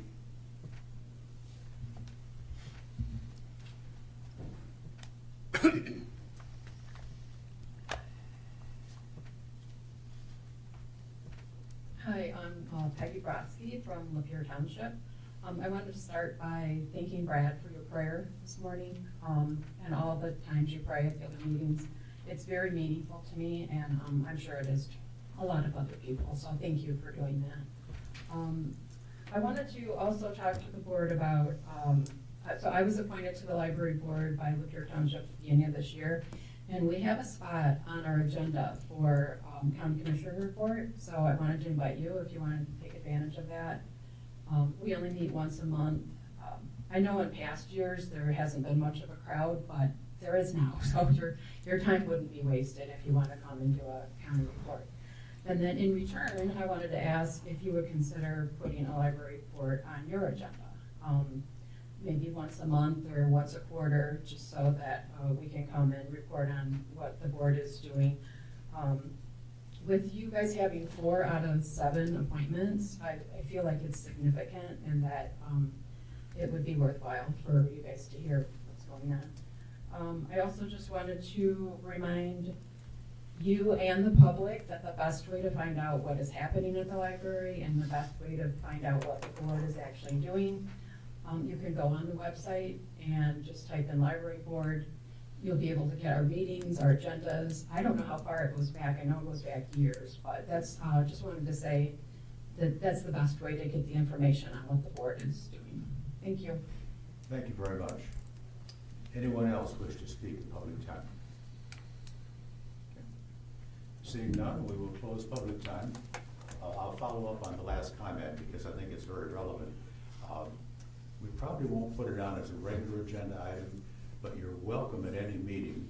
Obviously, there's public time, but if you've got more to say than that, simply contact the county clerk and we'll put you on the agenda as an item. That way you don't have to be here, but if you got something relevant, you're always welcome to come and get on the agenda and make a presentation. Because obviously the library board has been in the newspaper a lot, so any feedback you could give us would be greatly appreciated. Okay, we are at commissioner reports. I think I started with Commissioner Wise last time. Is that right? So I'll start with Commissioner McMahon this time. Great. Thank you. I do, the main thing that I want to share is I really believe that the drama at the library board, we had an opportunity to put a damper on that by having a 5-2 majority that would be much easier to work together than the bare 4-3 majority. There was an issue with quorum, I think it was last month, because of that. And what I said when we made the appointment that we did, I completely stand by. I think that we failed in that. I also want to say I just want to share my opinion on ORVs on the side roads. I have the experience with my children of driving to Hilltop Market on 24. They make some of the best pizza in the county, by the way. And it's one of the things that my boys really look forward to every week is being able to drive up there and to do the ORV thing. And so, you know, it's a small thing, but it's a joy. And life itself is not safe. And what is much worse than trying to legislate safety is the government getting overly involved in our lives. And so that's my comment. Thank you. Commissioner Zender? I'd also like to comment on the ORV ordinance. I think if it's done correctly, it can be a very good thing for families to do together. Again, there's a certain amount of personal responsibility that we have when we do things like that. I happen to own a side-by-side. I bought a 4-seater so my grandkids could ride with me. They are in car seats when they do that. It does have a roll bar. It has, you know, all the protective equipment. And on the roads, there is a speed limit. It's 25 miles an hour. I don't know about locally because I don't ride down here. I ride only up north with the side-by-side. But up north, they do enforce that. And again, anything that we can do with families, you know, family time, I think is huge. I think the world would be a much better place if families did more together. And we all take risks every day, whether it's driving in a car, whether it's going out and getting the mail. Okay? Again, if it's done properly, and I know this is a huge thing, a lot of my constituents that I've talked to are very much in favor of having the ORVs, you know, be able to drive on the secondary roads and stuff like that. So I appreciate your opinion, but I don't agree with it. So, thank you. Yeah, three quick things. I don't know if anybody's had a chance to drive by or go to the farmer's market, but the city got a grant and redid the facade of the pavilion at the historic courthouse. It looks absolutely beautiful. And I want to thank Commissioners McMahon and Zender for joining me in wearing nice, vibrant shirts today. It's summer. You know, you look over to that side of the room, it's kind of dreary. So there's my lighthearted comment, and I just say this. I know that, you know, my vote, along with some of my colleagues for the last library board member, was not the most popular. And after the meeting, I did go up to Commissioner Nicely, and I made this commitment to him. I'm gonna now say it publicly. I look forward to working with all 7 members of this board to appoint somebody that we can all vote for. So, All right. Commissioner Wise. Thank you, Mr. Chairman. I'd like to take this opportunity to honor a very special lady, young lady from our county. Her name is Samantha Wagner, and she's been awarded an Alumni Distinguished Scholarship to Michigan State University. And there are only 16 of them giving out every year, and it's a nationwide thing. Many of the winners from Texas, Washington State, Illinois, New York, as well as some of the very affluent big high schools in this state. But Samantha got that scholarship, and it includes 8 semesters, 4 years of full tuition, room and board, books and fees, an annual stipend, and 2 years of a paid research fellowship with a faculty member. I mean, there's tests you have to take for it. They interview with faculty members. I mean, it's quite an achievement and quite an honor for her, and to be from Lapeer County and the North Branch School, as we've had Michigan State people here today, and as a proud 50-year graduate, 1975, very pleased that this outstanding young lady is going to go to Michigan State and study chemistry.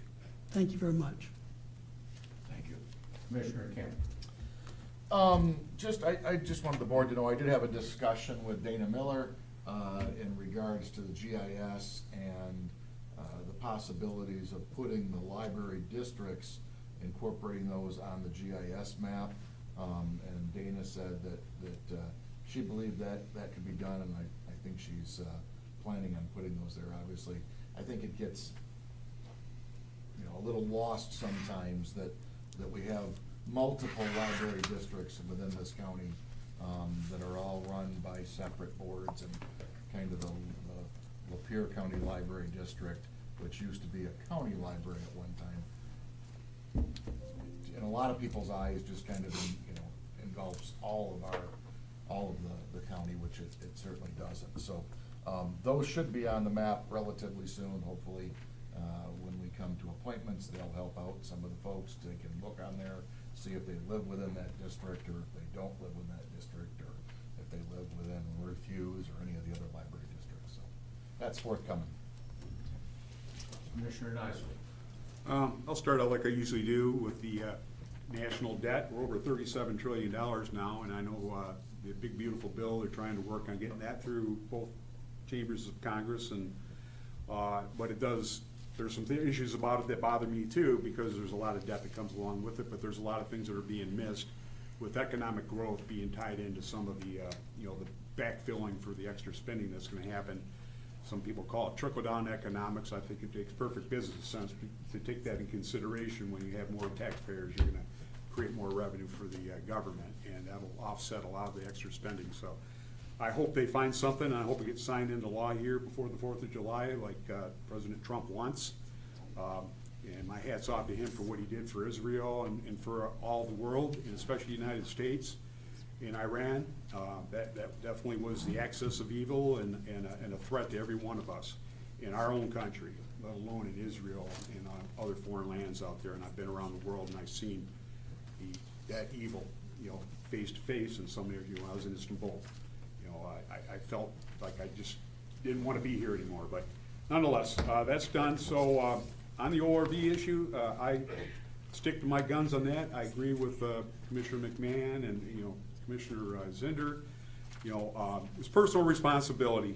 Our kids have been on ORVs. I have an ORV. We're going to get a 4-place. So my grandkids want to be able to go on rides with us, and I think it's a great family thing. Teach the kids responsibility. People, there's idiots that drive cars, there's idiots that fly airplanes, and there's idiots that drive ORVs, motorcycles, jet skis, boats, and all. Young children minors can go out and get boat licenses and drive, 250 horsepower ski boats and wake boats and all that, jet skis and out on the lake. They've had to have to take a class, and you've got to get certified on it. I don't have any problem with it. I mean, a lot of them, hold them accountable for bad behavior. Anybody on an ORV, snowmobile, same thing, motorcycle, if they're behaving badly, then they should be held accountable for it if the police catch them. So, but I will never support any restrictions that we, on these ORVs. Metamora Days is a great example of that. It's in Greg's district right now. I used to drive our John Deere Gator down to the Metamora Days and the balloon launch and all that. It was a great time, and there were lots of them there. There was never any problems. Same person that authored this presentation today on the ORVs also wants to ban the balloon launch, I hear, because of fire issues and all that. I mean, it's just, the definition of insanity is just to keep on trying something over and over again, expecting a different result. It just ain't gonna happen. We're overregulated enough, and the last thing we need are more laws and regulations in our country as far as I'm concerned. On the library board, I agree with Commissioner Hagedorn that, we really need to get together on this.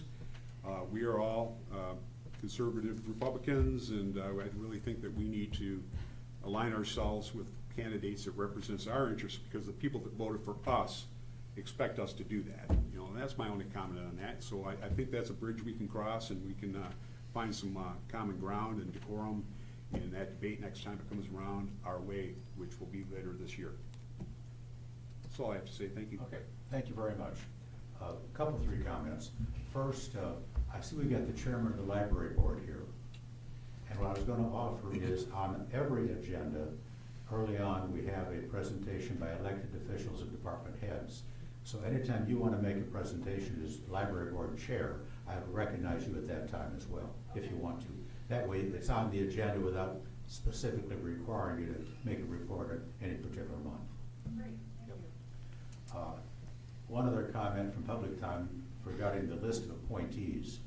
I want to commend our clerk's office. They've been working diligently to get these appointment lists done. They've done vast improvement. There was nothing today that was a mistake on anybody's part. I am proposing to change the term of office for Region 5 to 3 years, just to make it easier to keep track, not because of anything that was not on the list.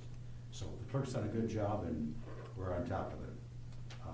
In terms of activities, Commissioner Hagedorn and I attended the Michigan Works meeting recently. It's an entity that works hard to get people trained for available jobs, particularly skilled trades kind of jobs, things like that. It's a great program, and we're merely the advisory board, but it's one that I feel pretty good about because it's a felt need. Also, I had occasion to deal with the health department. I had the joy of having a septic issue at the house on the farm. But I wanted to say that Jim Henry, our director, and Nathan Denny, the environment health guy, were outstanding to work with. They gave us good advice. It's the kind of service that I appreciate all our county agencies doing for residents. Lastly, I am pleased with the fact that this commission and this administration did not close the county for Juneteenth.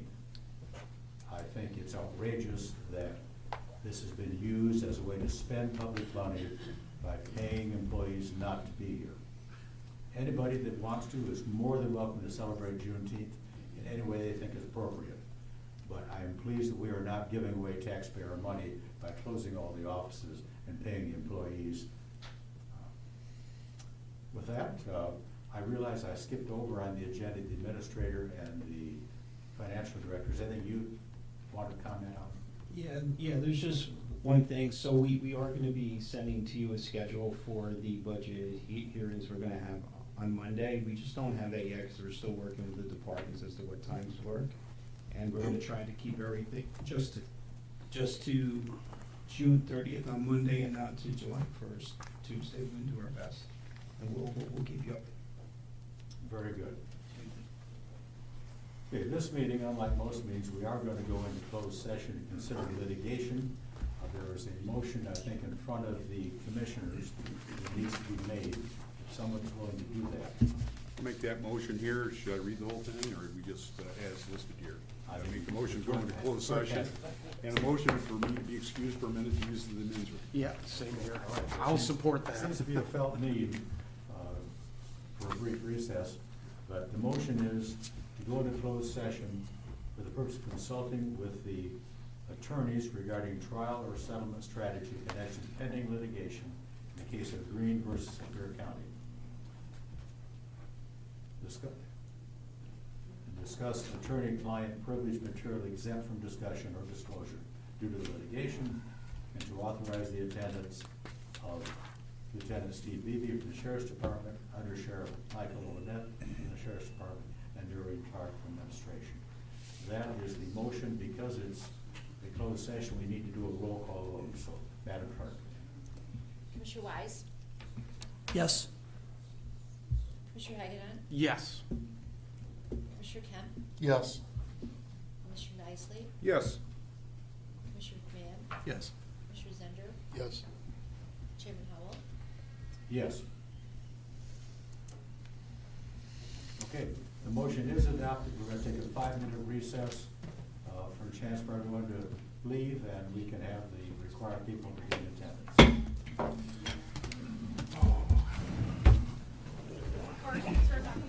Side by side, and it's terrible to drive.